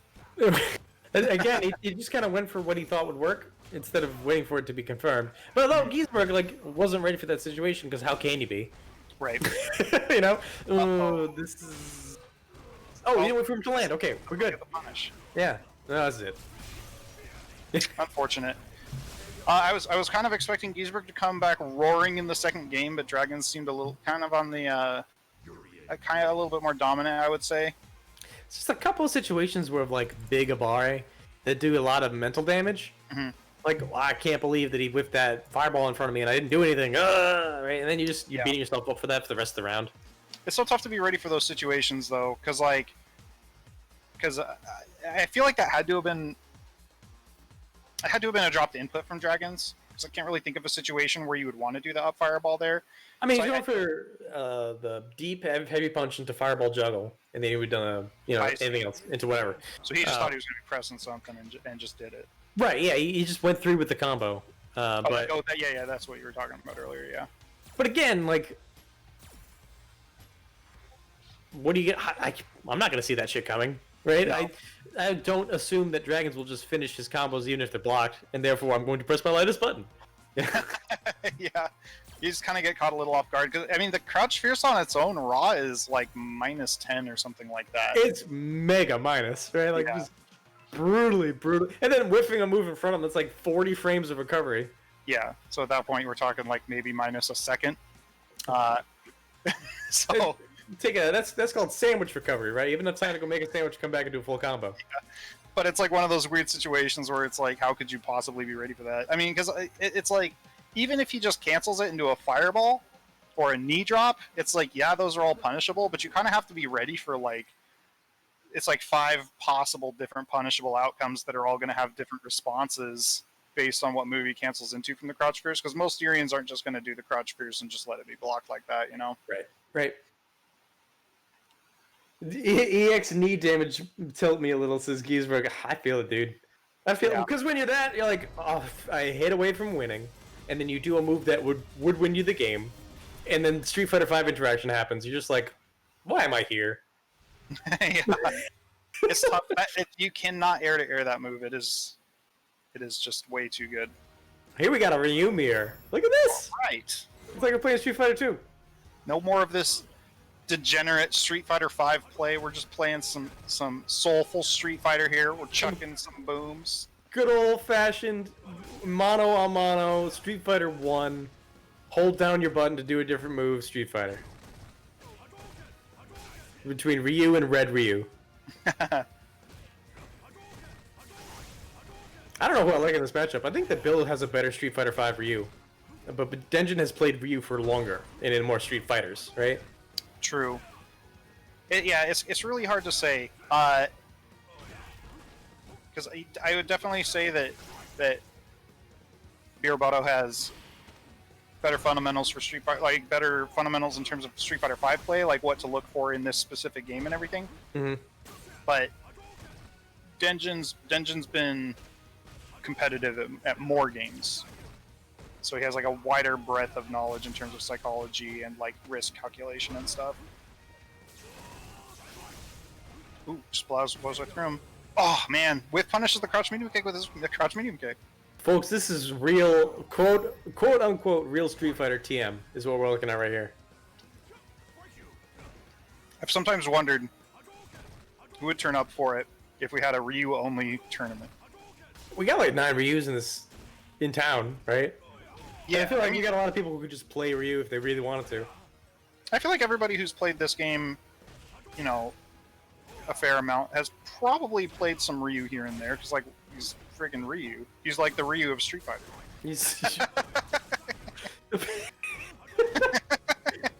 People do say that. People do say that he is the Ryu of Street Fighter. Yes. Biraboto now has got Denjin in the corner here. I think frankly this is going to be how you determine who's winning, right? Is who's in the corner and who is fighting out of it. Oh, if he double parried that solar plexus, that would have been so sick. Almost went for the Evo moment 38. That's when Ryu parries himself. Oh man, Denjin just going for that empty jump into back throw. That's so tricky. The empty jump throw. Dastardly. When you just know that the guy is not going to be anti-airing you, right? Like the empty jump is such a threatening tool to have. Because you're blocking, right? You're blocking because you don't want to enter. You're not confident in it, right? Sorry, I'm going to wait. I'm going to get hit by this. Going to block the next hit, and then you're still waiting for that hit when it doesn't happen, right? Yeah, it throws your timing off completely. Because most of the time, you know, you're looking for that little hit of block stun to sort of like check your timing. You remove that guide, it makes it a lot harder to react appropriately. I get that experience a lot when I'm looking for a V reversal as well. Like, I'm gonna V reversal the next hit that happens to me. I'm gonna V reversal and I get thrown. Biraboto was chasing down that stun really aggressively there for a sec, but I, kind of saw he's like, okay, it's not happening. We'll like just back off. Let it go. Let it don't throw your game away for it. Just let it go. It's very smart. Woo! That was max range. I think he was doing that second one, trying to see like, am I gonna get close enough? Right. Can I move in? Can I get a dash? Can I sneak a dash in here? Oh, nice block the empty jump that time. Nice empty. Block the empty jump low at least, yeah. Yeah, Denjin kind of like switching his options up on that empty jump. Last time he threw, that time he went for that empty jump low. Biraboto's timing was on for the low. And then, who knows, maybe there was a delay tech in there too. Maybe.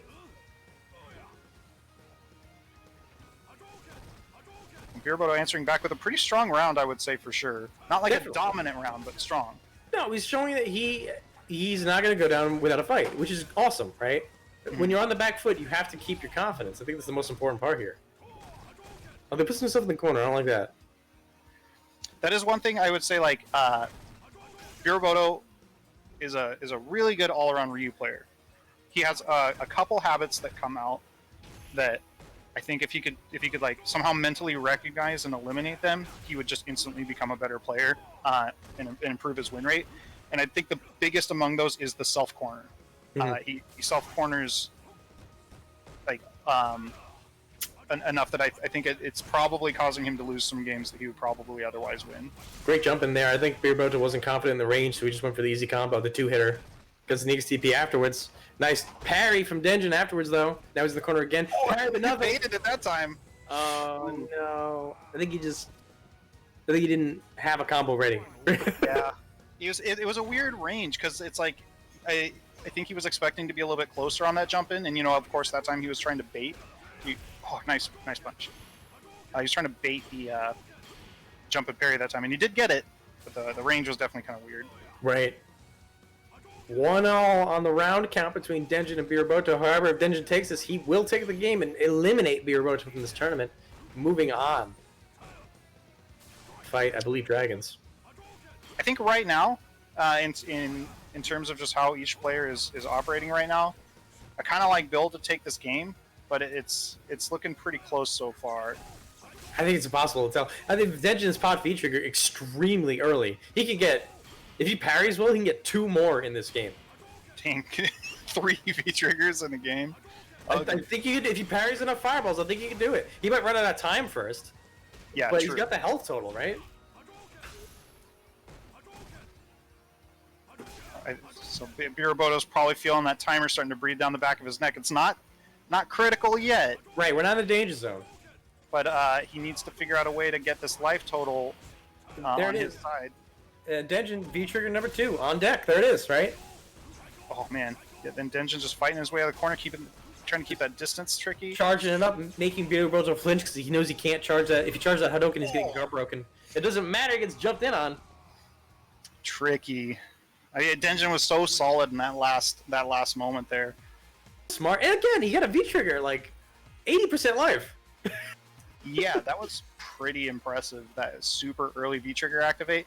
And he just kind of like got it off him, moved on with the game, and then got another V-trigger that arguably sealed that round for him. I completely think so. I completely think so. Because he put Biraboto in situations that suck. Guard break, Hadouken, Fireball War to jump in range. He's just making that pressure happen because he got that tool. Yeah, I mean, he needed space because he was getting pushed to the corner. So it's like the only thing he needed to really win that round was make some space. And what better way to do that than to just activate the best fireballs in the game, arguably, and just make him block some, And of course, the free sweep into V-trigger activate attempt is never, never a bad thing either. Go ahead, good. I was going to say, I think we got Portland Bum versus Dagger G coming up in winners finals. Denjin's going to advance to losers semis against Dragons.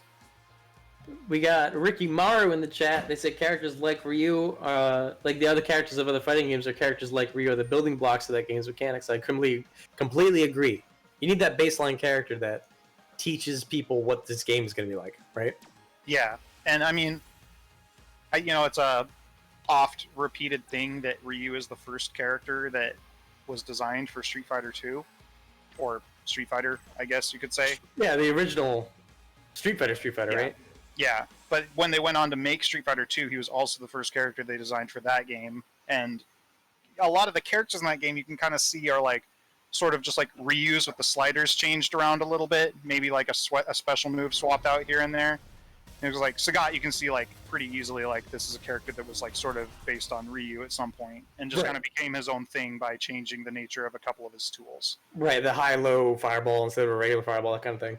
Yeah, so it's like philosophically you can sort of see a lot of the Street Fighter 2 characters sort of being based on Ryu, with a few exceptions that are like weird, like Honda Blanca, Dhalsim, probably. Dhalsim, yeah. Yeah. All right, we got Dagger G on Ed versus Portland Bum's Cammy. Portland Bum's playing a lot of Cammy in these quarantine leagues. Mm-hmm.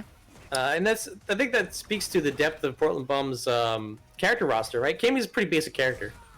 Yeah. In that to play her well, you must be very good at Street Fighter 5. You have to do all the things Street Fighter 5 wants you to do. And with all the characters that Portland Bum plays, he's definitely got that skill set.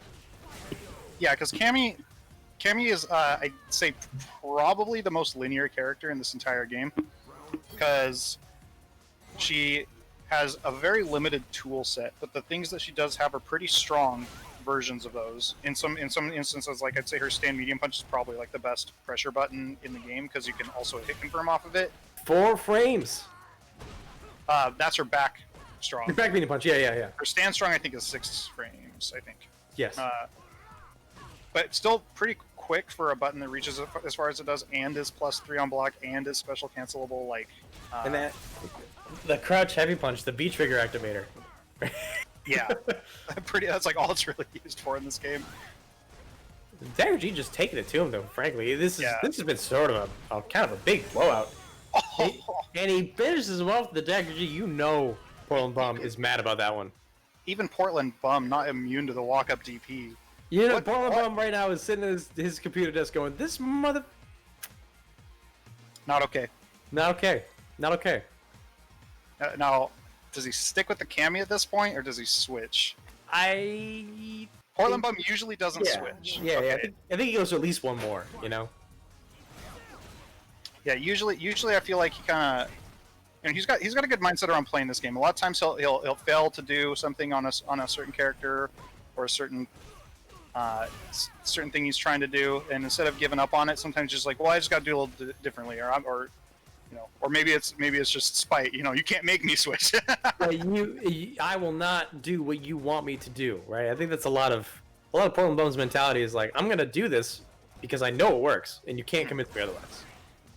The Dagger G actually, Dagger G calls that the Breaking Bad, right? He can't keep getting away with this. Oh, a little too far away for anything to confirm from that. Stand strong Nice. there. Confirming to drill though. Go for the shimmy, but no go. Dagger G takes with the sleep. Oh, Smart. got rid of No! Ooh, man, kind of got away with that. Yeah, I can't believe he got away with that. Oh, and shimmied him. So this is a first of 3, so Dagger G's not on set point yet. No, but he is kind of dominating. I don't typically say this about Portland Bum. I think the Portland Bum is, without a doubt, either one of the best or the best Street Fighter players in Portland. But Dagger G's really taking it to him this game. Yeah, I'd say not even just for like Street Fighter, even though that is more or less his wheelhouse. I think just in terms of overall skill and mindset and the way he thinks about fighting games, Dagger G is one of the best fighting game players in Portland, in my opinion. Oh, but without a doubt, it's historically proven to be true. He's got more accolades than, I think, 99% of the scene. Yeah. And he has a very deep understanding of the psychology of the game, which is very cool. Although sometimes you make a bad read. I mean, it's worked most of the other times. He could have just like, but Portland Bum could have literally just taken the throw in that scenario. So nice OS on the DP there. Ed's got a slow DP that can be OS with some light buttons from some characters in certain situations. I know I have a couple as well. So if you press it and it whiffs, you just hold back because you know that DP's there. Yeah, not most characters don't have a DP you can do that with, but Ed and Urian, I think, are the only two. Yes, Ed and Urian, and for Fox? extremely Fox is only 13 frames. It's fine. Okay. For some, I think it's like 2 characters of the whole roster. Also Rashid. Oh, really? Okay. A lot of damage there. Oh, I'm definitely looking. Oh man, nice punish on the V reversal. I gotta believe that was a buffer. Like he looked for the V reversal and just let it rock while he was doing the grab. Yeah. This isn't gonna kill because of the Yeah, we're at max scaling here. Scaling. Yeah. Too many hits. That combo started with a crush counter and a V trigger activate, so there's like 4 steps of free scaling on that. Right, we're down to 1 damage hits. Portland Bum's got full resources, V-Trigger activated, critical art on deck. He needs 1 confirm into it, and we know he's got it. However, Dagger's going to do his damnedest to make sure that doesn't happen. Is it? And the super Is it? Yeah, he got it. Kill for sure, nice. I knew he had it. I knew he had it ready to go. Man, caught him walking back there. Because, like, that dive kick for Cammy and V-Trigger's +5 on blocks, so a lot of people will just hold back there, kind of because... you don't want to get thrown. Right? Yeah, so you don't want to get thrown out of it, but you don't don't want to throw, and you don't want to get thrown, and you don't want to give her the free pressure either. So a lot of people just walk back on that, and Portland Bum had definitely been in that situation before and was looking for it. And Portland Bum got him with a crouching medium punch. It wasn't even a low. He got a counter hit into the confirm on the critical art. So Dagger G had pressed something, probably low forward. Oh, so maybe reacting to the button press. I think it was more of a wish punish than a reaction. Sure. But it was definitely Portland Bum pressing the right button at the right time. And now he's taking it kind of taking it to Dagger in this game here. Yeah, tables have turned a little bit. Walked in the perfect pixel range outside of that snatch. Although, doesn't matter anymore. Cammy white privilege ends at health bars. Yeah, I think she's even. Did she get that universal 25 health buff? I want to say yes, but So she maybe- might not have. So I mean, maybe she's like at most 925 health. But yeah, at max she's 925, but I don't know if she's any higher. I think she's still just 900. I could be wrong on this. I'll be happily corrected. Capcom has been pretty unkind to Cammy in terms of balancing decisions since her Season 3 dominance. Yes, but I also think that low health is never really a balancing factor. Like Perhaps not, but people low. think like, oh, they're fragile means like, oh, they have a downside, but that if they have a good everything else and they don't get hit, that low health doesn't matter, right? True. Although you can't deny that when Cammy drops a combo, Stun. you know, It it's hurts. not, Yeah. it hurts really bad because like low health paired with extremely punishable combo drops. Dagger G, That's up. he got that unfortunate combo drop in the corner because Cammy's just a little thinner than everyone else. Sounds like some Street Fighter 4 garbage. It is, but I've had the same things happen to me, and they say that they fixed it, but they did not. Cammy has effects where her hitbox shifts backwards on some hits, which makes some combos just miss. Weird. Well, she needs that. She needs that. She's got 925 health. She needs this. Oh, Nice dude. DP. Yeah, I like that. It's like, I don't care if you're gonna throw me or hit me or anything. You're just gonna do something. Sending a message too, right? Yeah. You're plus, but I don't give a shit. Here's a DP. This is not a one-way mix-up. I'm a little surprised to see Dagger G just going with that V-trigger one every time because Cammy has this weird V reversal that kind of ignores it a little bit. And I'm pretty sure that I've seen Dagger G use V-trigger 2 for Ed. Maybe I'm wrong. Maybe I'm thinking of Nate P. I don't think I've ever seen Dagger G use V-Trigger 2. Maybe you're right. Nate P definitely has used V-Trigger 2, much to his detriment. Yeah, it's I hard- could have killed. No. No. That's oh gonna kill. man. Well, I mean, we're kind of seeing, you know, what you were talking about. Some pretty dominant rounds for Portland Bum at this point. The tables are shifting. And he's doing the Portland Bum thing, which I mentioned, which is I'm gonna do what I want, and you cannot convince me to not do it, right? Yeah. You cannot convince me not to do it. You're gonna pull me in, you're plus $1 billion. I'm gonna DP. You can't convince me not to. And that kind of confidence really like lets Portland Bum scare you out of your own options, right? Because you're like, oh, this kid's gonna DP. I'm gonna do nothing, and then you do nothing. Yeah, and then you just gave up a situation for that. Right. Which is like really what DPing is more about. I feel like is rather than the damage you get off the DP, rather than the, you know, arguably it's like more advantageous situation after the DP, it's the tasty bait of punishing that DP that makes you block. So it's it and then it sort of like works in your favor to cause people to do nothing in situations where they have the option to do something. Nice crush counter. Unfortunately, can't do much off of that. Very specific situation. Dagger G does have the life lead. Although he's down one game, Portland Bum. This is the game he needs to take. Winners finals. Send Dagger G down to the Shadow Realm. Just take that throw. Take that throw. Activate. Doesn't have the V reversal on deck because he's in V trigger. Double dash throw. Double dash up Dagger G. This is gonna do. No. No! That had to be a drop. That had to be a drop. No, that was definitely a drop. There's no way. I mean, maybe he thought he was going to go in for a back throw because a back throw may have killed there. Cammy's back throw, I think, was like 140. It's pretty good. That Like, was either a super would have killed for sure. that had to. What is Cammy gonna spend meter on? Right? That had to be a drop. Yeah. Or I don't- Portland Bum was starting up the ballsiest teabag in the universe. He just stands there. Oh, there's no way. There's no way. Oh, weird. Did he catch him jumping for another throw bait? See, this is Dagger G is now. We charges up that big fist. He passes through. Now he's backdashing because he doesn't want to get clipped by Portland Bum's DP. Right? So this is a tool that he no longer gets to use. He doesn't keep the range. He doesn't go for the throw mix-up or the shimmy. He has to hold that shit. But the mix-up is still... Oh, nice reaction. That mix-up is still in Dagger G's favor. He went for 4. The flicker again. That was 4 flickers. We're getting into deep disrespect territory, folks. Dagger, may I suggest to you a character that you may enjoy playing? His name is Edward Honda. If you like getting a lot of flicker style moves in a row. Ed, Street Fighter V Ed, Street Fighter V Ed Honda. Is he actually Honda? Oof, caught him reaching. No good, no. Oh, and he threw him in the back throw. Yeah, that's definitely a dead Ed. So now we're moving into set point for Portland Bum. So that's so impressive that Portland Bum dragged that health total back all the way back from a sliver on that last round. He's able to pull it all the way out.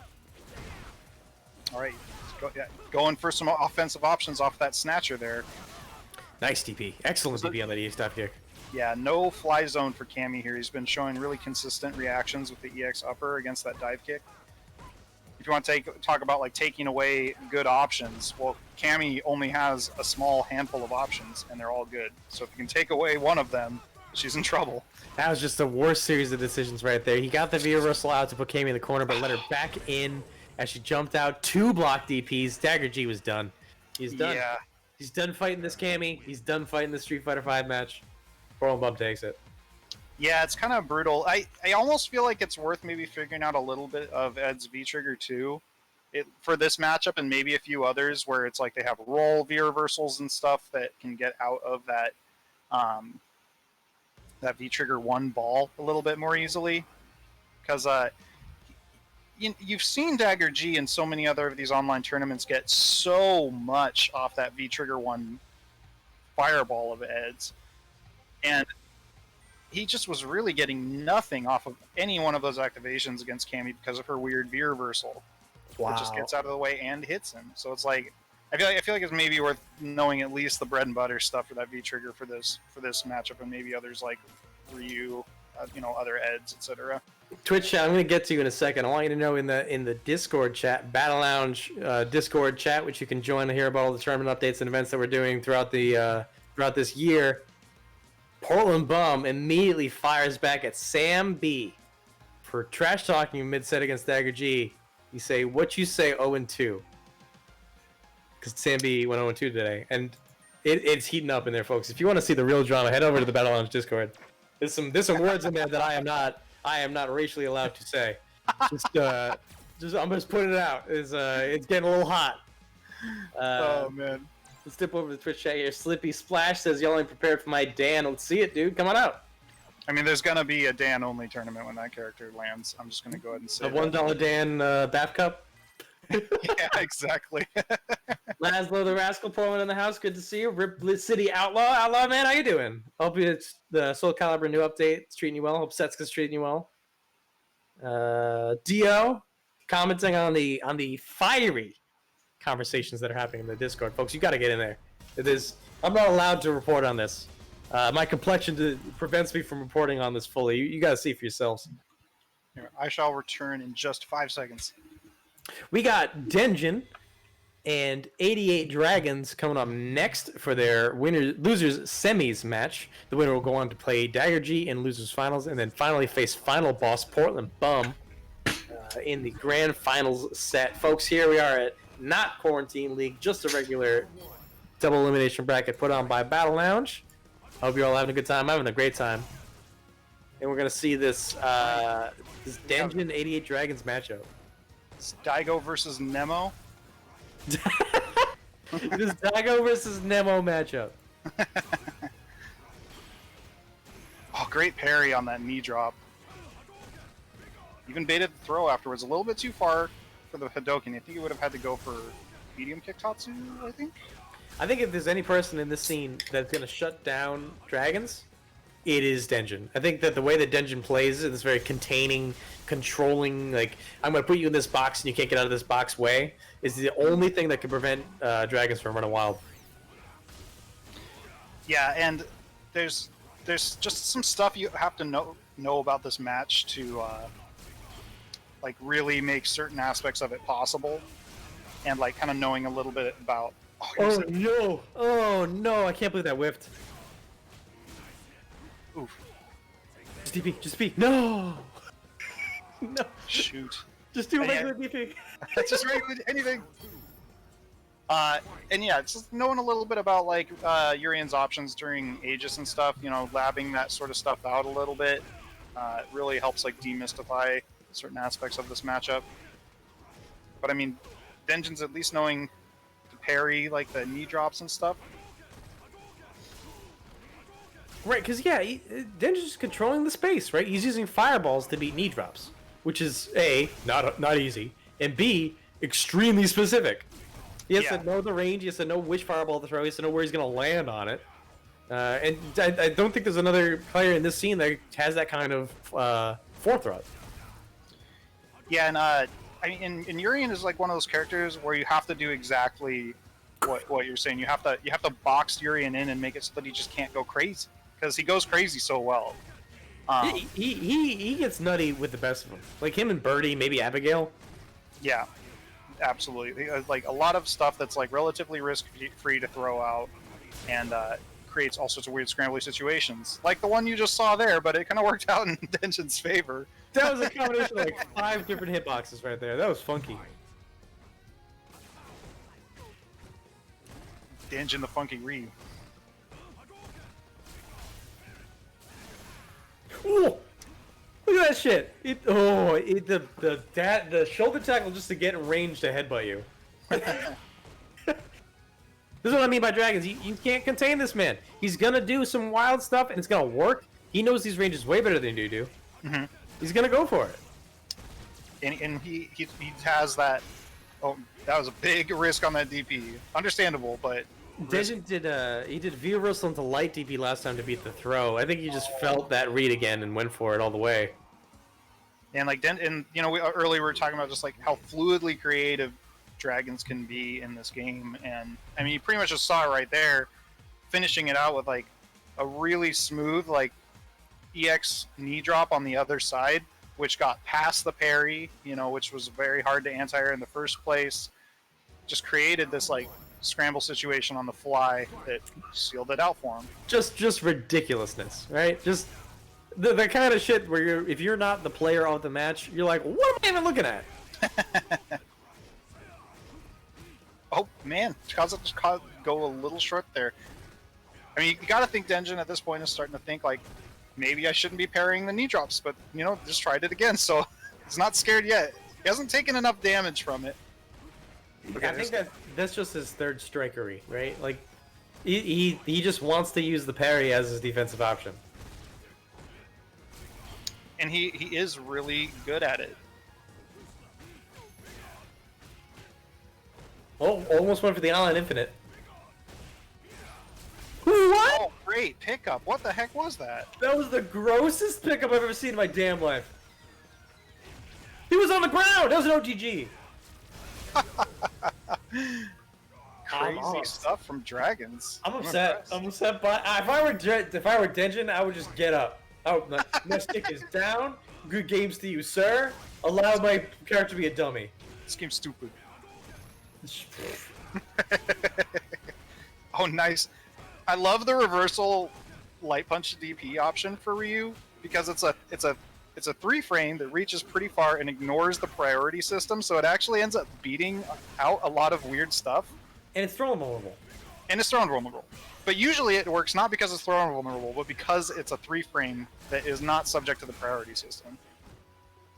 Specials always take priority over everything else, which is kind of bad, but also good. Oh, man. Well, there goes Dragons winning it. No, it's not that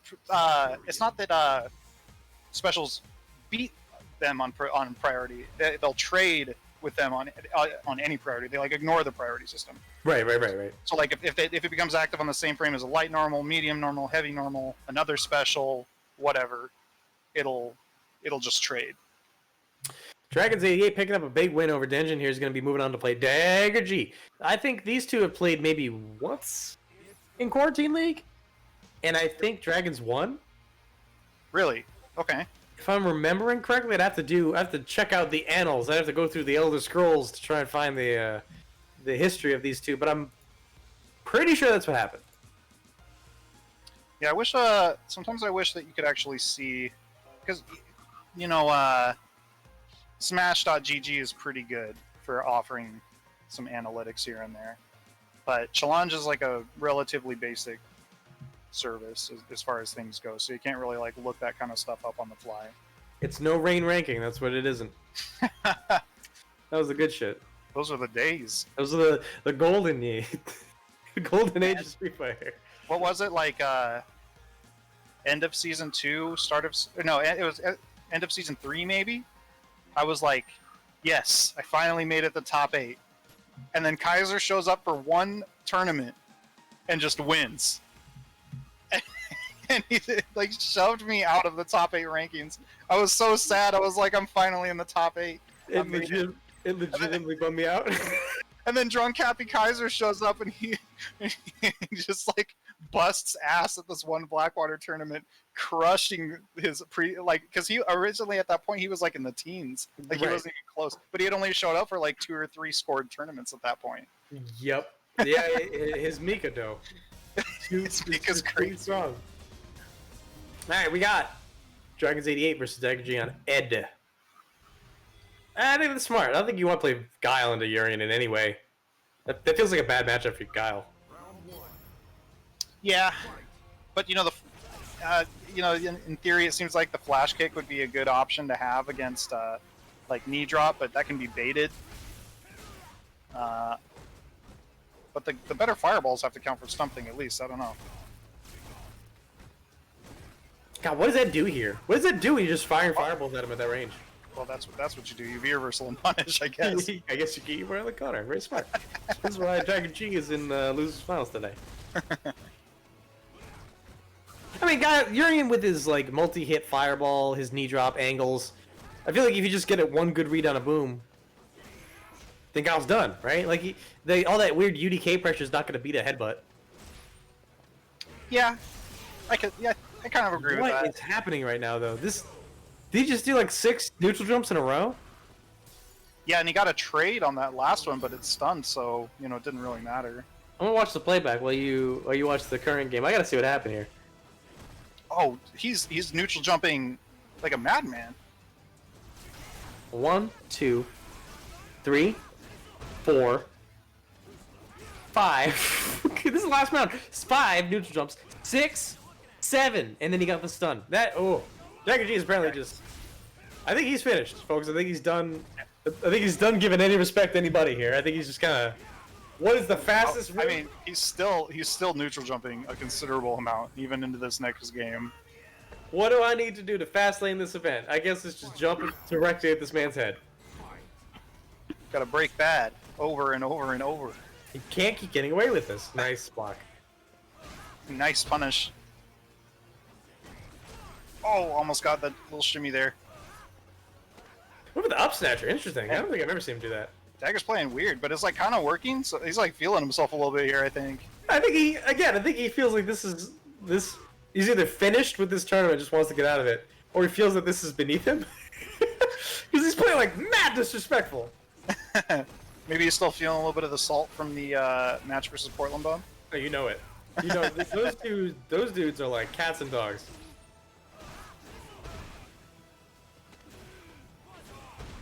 Throws Dagger G's looking pretty tough right now, though. Zero fear on the EX headbutt. Oh, this might be bad. This might be bad. No, it's bad. Oh, it's fine. It's fine. It's fine. Doesn't bite. Hey, respected the headbutt there. There it is. Yeah, respected the hell out of that headbutt. Really excellent time to block. Frankly, he took all the risks in the right spots and he knew when it was going to come. Yeah, some really wild play, but it worked out. Like, he's definitely still playing to win. I think he's just playing pretty disrespectfully. I'm telling you, we're strap in. We're going Mach 5. I want to get out of this tournament ASAP. This is what this play is telling me. He's like, win or lose, we're going for a ride and you're coming with me. Did somebody message Dagger G and tell him that there was like $1,000 prize pool or something? Hey man, you won't believe what happens when you win this one. A trip to Disney World won. Uncharged Snatcher. I think that's one. I think it's like one of the weird moves. It's like -3. The Uncharged Snatcher. I think. I might be wrong. Alright, no, we've shifted from neutral jumps to just snatchering. Just fucking do it. You think he's got a wheel of memes over there that he's spinning on? He's spinning the wheel of picking it up. Okay, this round's meme. Neutral jumps. Let's just do flickers. 9 flickers. Here we go. He's like, you have to get 9 flickers this game. All right, this game is Uncharged Snatcher. This game is Uncharged Snatcher. I think Dagger G is looking for like the achievements, the hidden achievements. Beat 10 opponents with only medium kicks.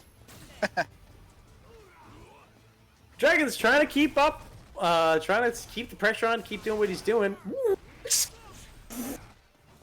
Excuse me? Jesus Christ.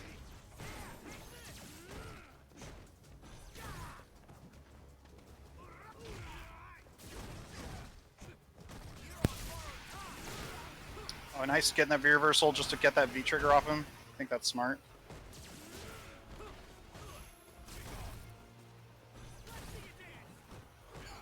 Pass through. Jumping. Ooh, tries that crouch fierce, but that jump in was angled perfectly to get past that crouch fierce. Blam, and then the signature walk in DP. The Dagger G. The dagger just shanking you right in the middle of the ribs of that DP. Gotcha. Whoopsha! Think I'm gonna walk up and throw you? No, it's DP. It gets me. Look at you responding to the information that the game is presenting to you. Fucking, you're gonna check the throw, idiot. You're gonna press a button here, loser. I think I'm gonna start at one side of the screen, and I'm gonna walk over, and you're gonna do nothing, and you're gonna like it. Yeah, you're gonna defend yourself, jerk. What an idiot. I think Street Fighter V is the best game for making you feel like an absolute asshole. You're doing the most basic defensive. Like, oh, you're blocking? What a fucking loser this guy is. Who blocks? It's a short path to losing. More so than any other game before it. Wow, Charge Snatcher, boy, he's dashing in. Just do it again! Dragon's busting out the big brain stuff here. I love that even when it's all scrambly like that, Dragon's mechanical skill is good enough that he can still get those like tricky dash-in down strongs and get charged during the combo and everything. The headbutt didn't reach. Wow, that's maybe because he reels his hitbox back with the snatcher? It pulls back a little bit. It kind of like Ibuki's V skill 1, you know? Yeah, like, yeah. Yeah, it kind of reels her back a bit. Oh, tricky. Oh, Dagger G's trying to go for that, the weird Ed stuff where he does the fireball and hits behind him. Mm-hmm. Always looks so weird. One mad round away, and Dagger G will take it, moving on to get his revenge against Portland Bum, who I believe has ceased his shit talk. But will he keep it up if he plays Dagger G again? Guess we'll have to see. I mean, Dagger G's definitely looking strong to win the set as the numbers stand, but for this round right now, this particular game, Dragons is looking pretty comfortable. Oh no, the Street Fighter V, he didn't turn around.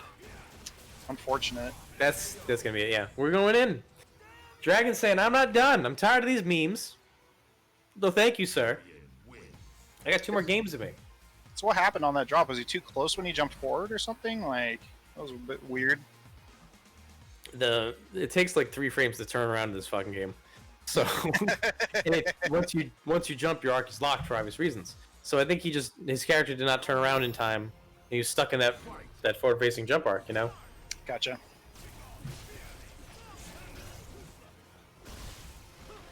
Nice, nice. Using that V-skill enhanced fireball to push him all the way to the corner. Is it time for Dagger G to start playing this for realsies? Is it time for Stims to stop disrespecting dragons? I mean, I feel like we were seeing the kind of like memery fall off a little bit, you know, about halfway through the last game, I would say. At least certainly in the last round. Halfway through the last round of the last game of his first loss, you started to think, maybe this guy's not that bad. Well, you got to think that Dagger, you know, he knows who Dragons is and everything. Oh, what? This is I've never seen him do that one before. Was that? That doesn't have mix-ups. What the fuck? I don't know if that was like a drop or like a weird setup I've never seen before. That was so strange. That was curated. It looked intentional. Yeah, that was a setup. That's not just random actions. Yeah, that was crazy. I don't think I've ever seen him do that before. Using the regular upper to crawl under the fireball and the character to go to the other side. It's very weird. As a purveyor of mix-ups, of labbed out mix-ups, I know one when I see one.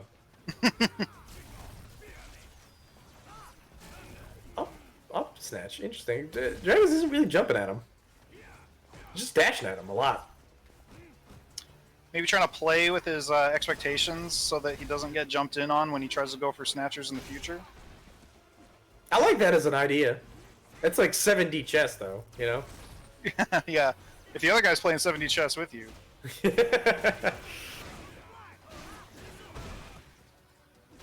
Nice, a lot of damage and nice Oki off that conversion there. Oh wow. Man, like the a reversal throw. Yeah, you almost never see that work for. Everybody tries it. You almost never see it work. Because you pretty much have to just throw him out of the recovery of the dash, which is tricky.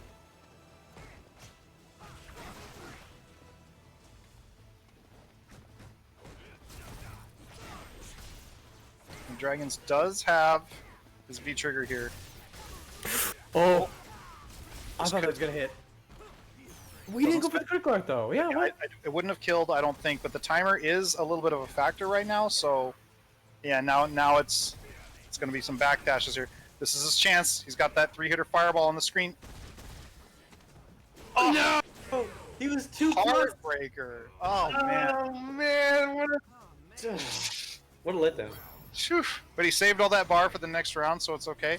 It's like, in normal circumstances, I feel like maybe supering there would not have been ideal. But with the timer on his back like that, I kind of feel like maybe the super would have been the play, because at that point he could have been the one subjecting Dagger to the nearly unwinnable backdash game. Right, and with a round up, you have plenty of time to get that meter back. You don't particularly need it, right? I would have just gone for it, frankly. I don't know. I feel like Urian does kind of want meter, you know? Oh, for sure. He's got a lot of ways to spend it, a lot of useful ways to get in with it. Yeah. But getting one bar is so fast in this game. True.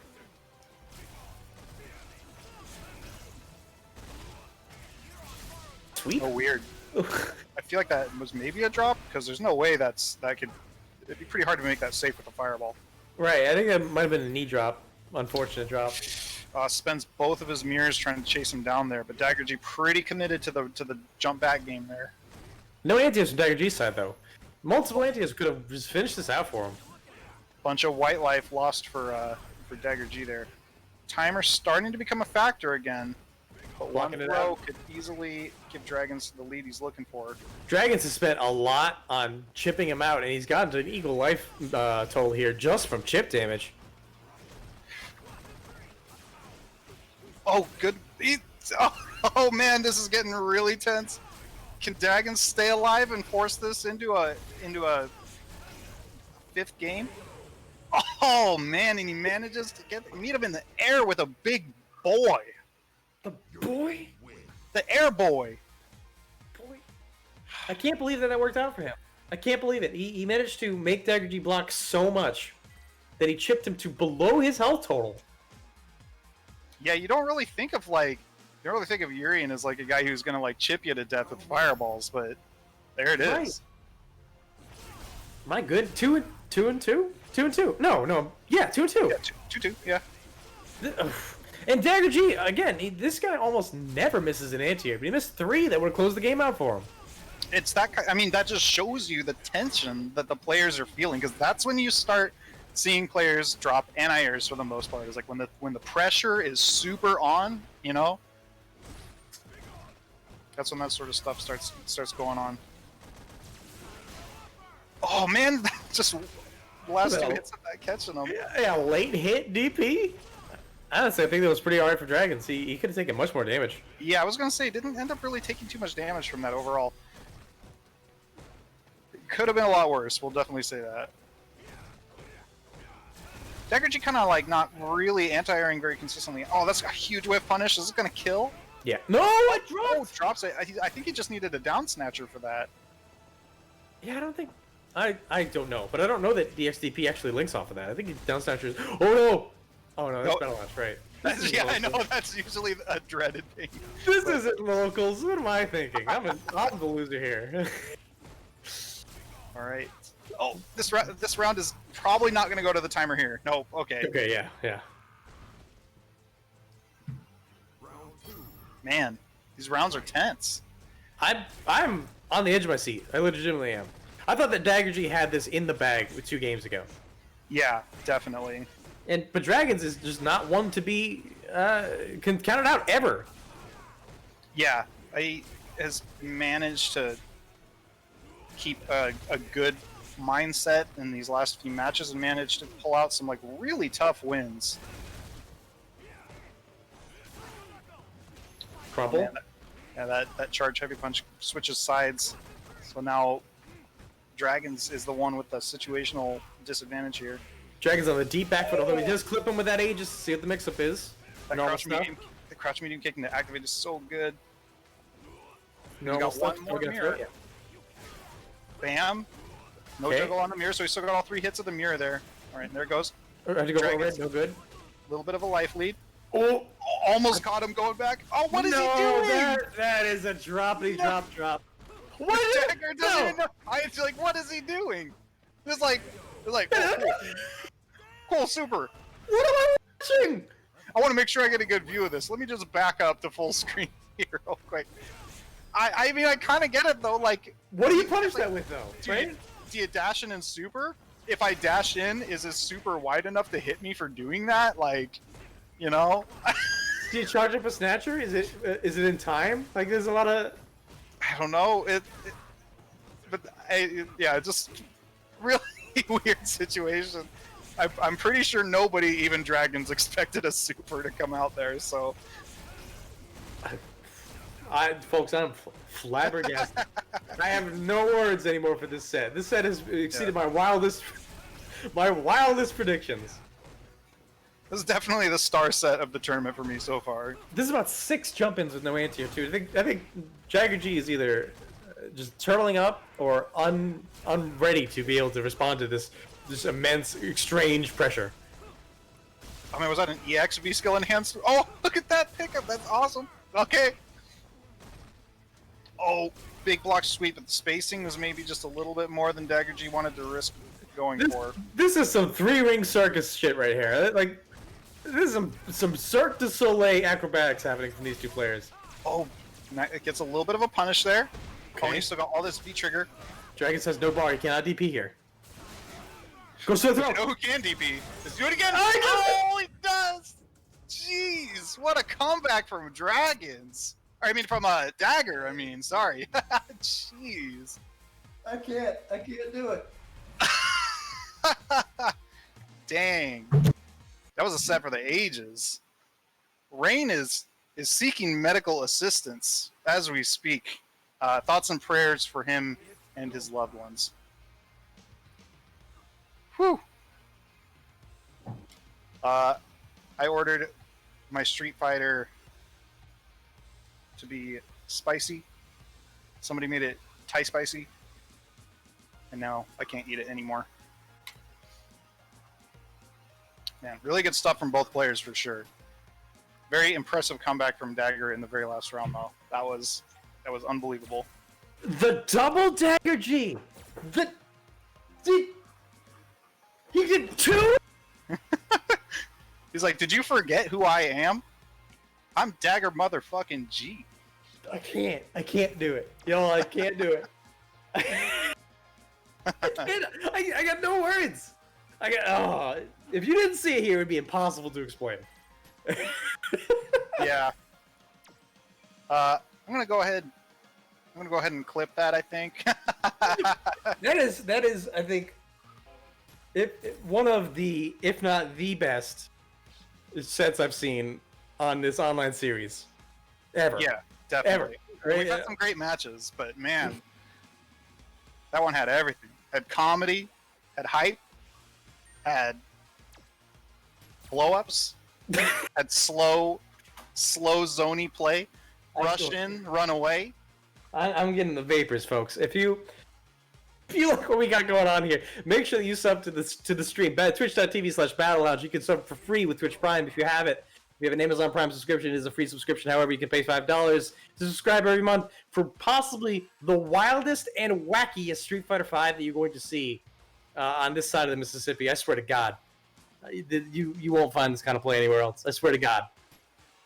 You won't find this kind of play anywhere else. For 3 easy installments of $29.99, you too can own the exclusive DVD copy of Gamers Gone Wild presented by Battle Lounge. But wait, sign up now and you'll see Fortnite fancies. Gross. Yeah. But that Gamers Gone Wild, don't miss me with that. I'm all about it. I'm looking at every chat. I'm looking at the stream chat. I got Merman doing the ellipses. I got Battle Lounge screaming out "What?" I got Laszlo hitting it with the emojis and the hype. I'm looking at the Discord chat. It's a Karsten nobody saying that gave me anxiety. I think if I had 9 lives, that took 7 away from him. I'm down to 2 after that. Oh my goodness! All right, Dagger G is coming back in hot. His rematch with Portland Bomb playing Kage. Yeah, and Dagger G, as you just saw, is coming in from loser's side. So if he's going to win this set, he does have to reset against Portland Bomb. Portland Bomb coming in from winner's side only has to win 1 set. And yet another character on the wacky wheel of Portland Bomb's character list. Portland Bomb played Kage for a long time. Yeah, like after... Like way before Kage was even actually kind of good. No, he played him from a launch until like Lucia was dropped. Yeah. Right? And I don't think it was until the following update that Kage was like buffed pretty considerably. Character. Yeah. Yeah. Not the Dan. Yeah, not Evil Dan. Nice cross cut into the ground pound. Oh man, that perfect spacing to bait the throw and then just finish out with a simple crouch forward.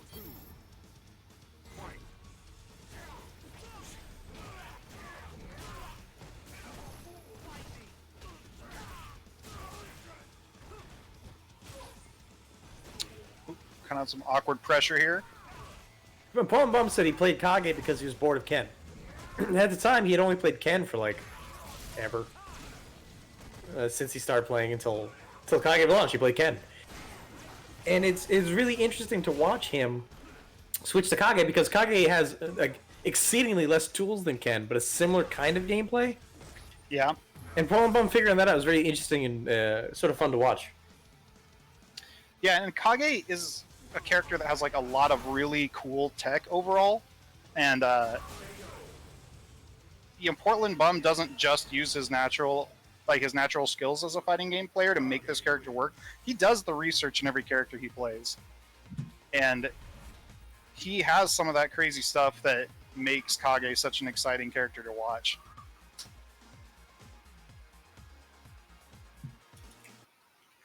He's taking it there with the first game.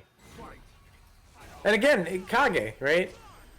I can't really think of anyone who stuck with this character. Maybe Alex Vi for a bit? Yeah. Daigo's been on stream playing him a lot, but I don't think he was ever going to use him in tournament or anything. Right, Daigo almost always goes for the good character. He always plays with Guile, or, actually just Guile. He almost always plays Guile. And so it's really interesting to see... there's not a lot of, especially usually when a character is launched, you sort of watch the pros and see how they approach it to see how you should figure it out. And Kage doesn't have those, so you kind of have to figure them out yourself.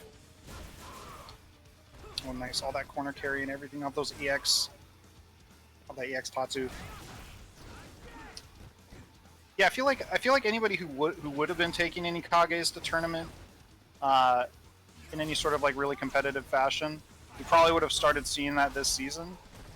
And there are some tournaments happening, but you know, it's of course it's all online. Now, this is the interesting thing. As Portland Bum takes his first round loss to Dagger G, his first lost round to Dagger G, Portland Bum's, I think, his strongest character right now is Seth. He played a lot of Seth. He played a lot of Seth so much that he started getting through these Quarantine League tournaments without even losing a single game. And he's yet to break that out against Dagger G here. He's going Kage and Cammy and, you know, whatever he wants to play. Sagat. Mm-hmm. I'm excited to see if Dagger G pushes him to a point where he'll break out the Seth. Would be interesting. He hasn't had to do that really, because he is so competent with the spread of characters that he has available to him. But I would say that like Seth is probably his current main. Seems to have been playing him a lot online and everything, and certainly especially over the course of the early Quarantine League events as well. Kage's walk speed is a lot higher than I remember it being. Did they change that? They may have improved it. And I think the scoreboard right now, by the way, should read 1-0 for Portland Bum. It should, yes. Yeah. But yeah, they may have changed it because he does definitely kind of like hustle, which is really good for him because he does not have like the length of buttons to make people respect him without him having like the threat of closing in. Right, he's got really stubby normals, which is part of a lot of his issues. Yeah, his stubby normals on a bad fireball. Yeah, his forward fierce is okay as a poke. It becomes even better when you can confirm it into the target combo, and it becomes even better after that when V-Skill 2 came out because it gives him like actually like pretty good damage and Oki off that whole little sequence.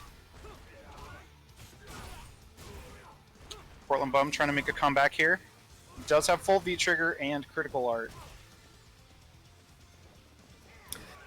He can do it. Kage has some explosive damage. He's got some explosive damage. There he comes. He's got some explosive damage possibilities. And he's got a Raging Demon. True. Oh, that's going to kill for sure. Yeah. I was really expecting a Raging Demon after that, after he ended that combo in Stomp. Right. And it probably was something on Portland Bum's mind. Dagger G did not bite, though, with a jump or a reversal. No, sir. Keeping it solid. Dagger G knows the ways of the reversal, when to apply them and when to not. Especially with that edge reversal, you sort of have to be smart with it, right? Because Mm-hmm. if you're not, you'll just back your way into a death. Right, exactly. Yeah, that V-Skill 2 from Kage is so good. It's like a lot of people still use his V-Skill 1, and I think that V-Skill is also pretty good. But man, that V-Skill 2 is just like... It can be so hard to shut down, and once you have the V-Trigger 2 up, it just becomes a complete terror. Right. Like a riskless conversion attempt into super, or V-Trigger 1, I should say, not his V-Trigger 2. Nice. Smart V-Reversal hits him during the startup of that V-Trigger activation. Yeah, closing up the clock on which makes it go away. Starting to look pretty good for Dagger G here. One more touch is really all he needs. Oh, I just went for the raw flicker and gets it. Yeah, I feel like that. I feel like he was he kind of like baited him with that whiff crouch medium kick. He's like, I know you're gonna want to use that opportunity, so here's a blast of fists for you.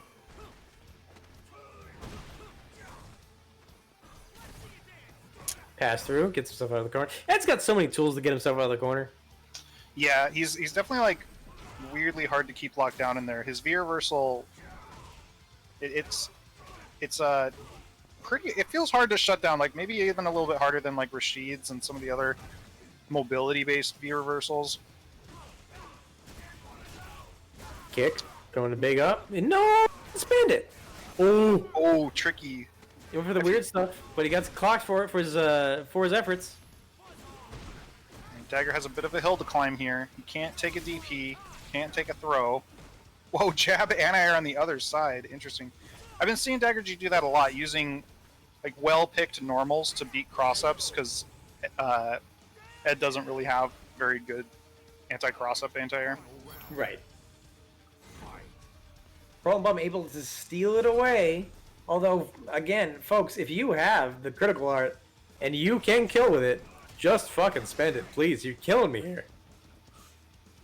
Oh, we're doing some jab light checks. I think that means it's a little bit of lag on this side. It means we're gonna see some good salt when this game is over. Oh, look at that nice setup. Excellent, meaty overhead. Oh, kick to beat the neutral jump. Smart. That forward fierce there, just kind of fishing. Oh, that's going to do a bunch of damage. Not quite dead, though. No crush counter, so it does more damage. Smart Potent Bump to not go for it. Again, it's close enough to clock him.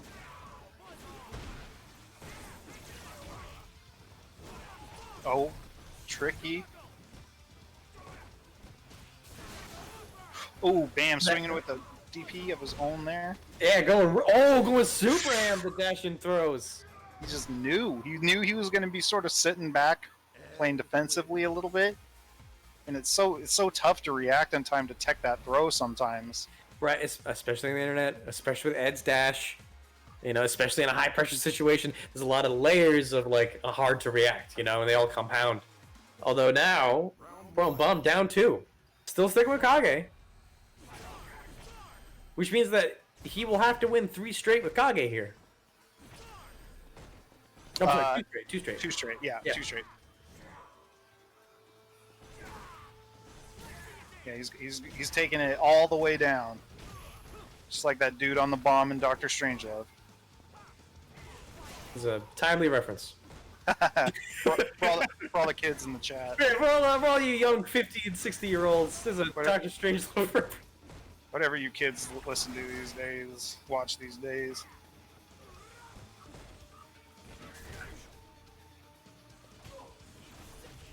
Big jump. Nice jump in. He can do anything he wants here.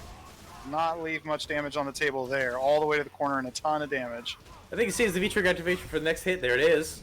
He doesn't use a lot of bar here. Oh, whiffs the DP! Oh, this is a big problem now. Sets it up. Tries to go over. Really smart use this grab on there, actually. Yeah. Use a bit of the V-trigger to do it, but... and just reacts with the EX upper. The reaction on this guy, though? Here I am talking about how it's hard to react to a throw.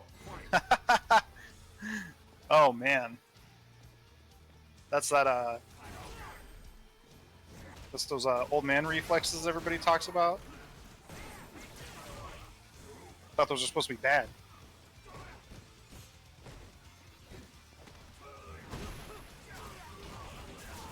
Nice. You're getting that little combo there. Dagger G running away pretty hard, which, as a strategy, I think that really makes sense against Kage, because like we were talking about, his biggest drawback is stubby buttons. So if you can just use Ed's superior walk speed to just stay out of the range of Kage's buttons, it makes that match all that much harder.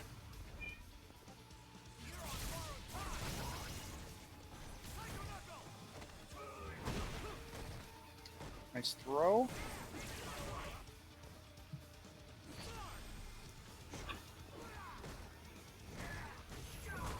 Oh man, Portland Bum just going crazy here. He's really going ham. It's working though. Damage is definitely racking up on his side right now. Right, he's trying to shut Dagger G down, trying to close out this match here. He's all around behind, but he's got every resource in the world. He can just ship him out at this point. I think Dagger G recognizes that and build a meter. Yep, there, and that will seal it out. But both players going into this round with full sticks of butter. I don't know what I'm looking for here. I think, frankly, I want to see more of this matchup. I want to see more Kage versus Ed. So I kind of want Portland Bum to win. You don't really see much of it because, like, both of these characters are kind of rare. You know, not like unheard of, but right, or even if just not rare, just underused. Mm-hmm. Especially at high level play. Definitely. Ooh, deep jump in. Oh man, they're just trading corners over and over. Life total almost even. Ooh, the big red follow right in the face.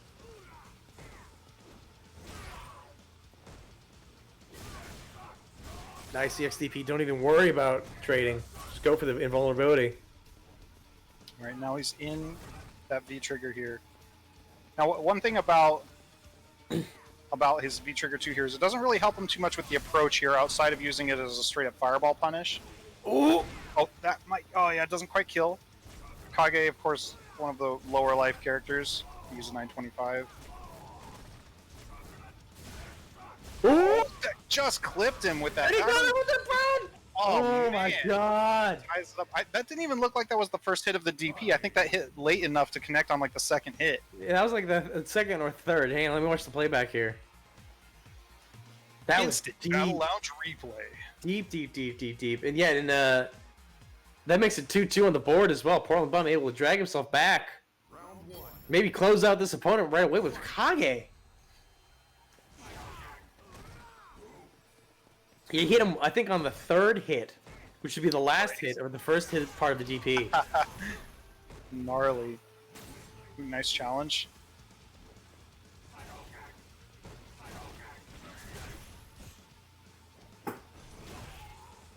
Kage looking pretty good. Yeah, it's definitely looking pretty solid here. Ooh, I think that's the strength of Portland Bum. He can make any character look good, frankly. he has many times. If you can spend on the EX or wheel kick, just spend the bar. Only, folks, for just 1 bar, a game, you too can save a starving bracket runner. Just please spend your bars. Be generous with your bars.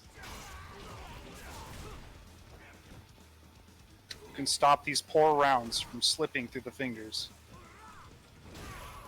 of yourself. Dagger G's got a kind of a big hill to climb here. He's got 1 round down. He's 1 game down now after going up. He needs this to reset. He's playing against Kage of all characters. So even if he knows Portland Bum, which he does, he does not know who has high-level Kage matchup experience, right? Yeah, I mean, not very many for sure. Even with the significant buffs the character's gotten, it has not done a whole lot for his play. Nice confirm. Nice confirm flicker into super. That's definitely going to be it, which makes this a reset. No, not a reset yet. Dagger is only one. Oh, no, I'm sorry. That was 1 round. Yeah. I'm the dummy here. I thought that was 2. Using that 2-hit fireball to get through there. Knew he didn't need the 3-hitter. It's like when you go to Burger King, you order the medium. Small is too small, large is too large. You know you don't need the large, right? You just get the medium. The medium with a nice double cheese. Perfection. Just the perfect amount of fireball hits. He's gonna try to stay down so he can block some of these hits. Nice blocks in the crossover. Did you get 2 throws out of that? Yeah, it's like pretty. It's like, it doesn't seem like a lot, but that's like a quarter of your life there if you eat 2 back throws like that. Both players. Ooh, that's it! Oh man! And that's cinematic finish. I think he's still alive. No, he's not. No, oh, that's it. Man. That's it. Portland Bum runs it all the way back from being down 2-1 to finish it out. What a fantastic jump in though. What the timing on it to get that deep medium kick jump into the big critical arc confirm. So good from Portland Bum, folks. Now, was it a medium kick jump in, or was it? I thought it was an empty jump into medium kick. I think. Hang on, I'm gonna watch the replay here. I think it was a medium kick jump in. No, you're right. It was an empty jump into medium kick. He went over the crouch strong, which would have hit any button jumping in. Landed, crouching medium kick to hit the recovery of the crouch strong on Ed. Just extremely good. Extremely good. These instant replay callbacks brought to you by the Fisticuts replay machine. Are we sponsored by Fisticuts? Technically. Fisticuts! Get your hair cut. They're now taking Fisticuts. scheduled appointments. At Southeast Division, you can take an appointment there to get your hair cut. We've had several members of our both friends and family and staff here at the Battle Lounge household get haircuts. Clean of any detrimental bills of health. They know what they're doing there. Check it out. Yeah, taking it pretty seriously. They got me cleaned up pretty good recently. It's like one of the best haircuts I've had in a while, but my hair, I was kind of having a little bit of a problem with my hair this morning, so I thought I'd rock that hat instead of presenting an uncouth dome. See y'all. And on Uncouth Domes, we are going to exit out our tournament stream for tonight, folks. This has been Battle Lounge presents Not Quarantine League. The next tournament that we have will be a double elimination bracket 2 weeks from today. Next week will be a party chat open lobby where everyone gets to chill out and hang out and enjoy themselves. My name has been Rain. This is Keeper253. Nice casting with you again. Oh, and don't forget about Tekken 7 on Friday. We will be hosting a double elimination tournament for Tekken 7 on Friday. And the tournament Sunday. Not a tournament, so it's actually just going to be a live demo of a locally developed fighting game called Super Bout. If you guys are interested in that, just go to our Discord, discord.me/Battle Lounge, and we have a video demonstration of the game being played. But we'll have the developer on mic. We'll have sets being streamed. We'll be answering questions about the game. So if that sounds interesting to any of y'all, tune in. Folks, last but not least, if you can, please consider subscribing to the Battle Lounge, twitch.tv/Battle Lounge channel, which allows us to put on these shows for you, for the equipment towards, and puts all that money towards the Tournament of Champions, which we'll be hosting as soon as this craziness has ended. Thank you so much for watching. I hope you had a great time. I'm going to exit, and I'll see you all on the next one.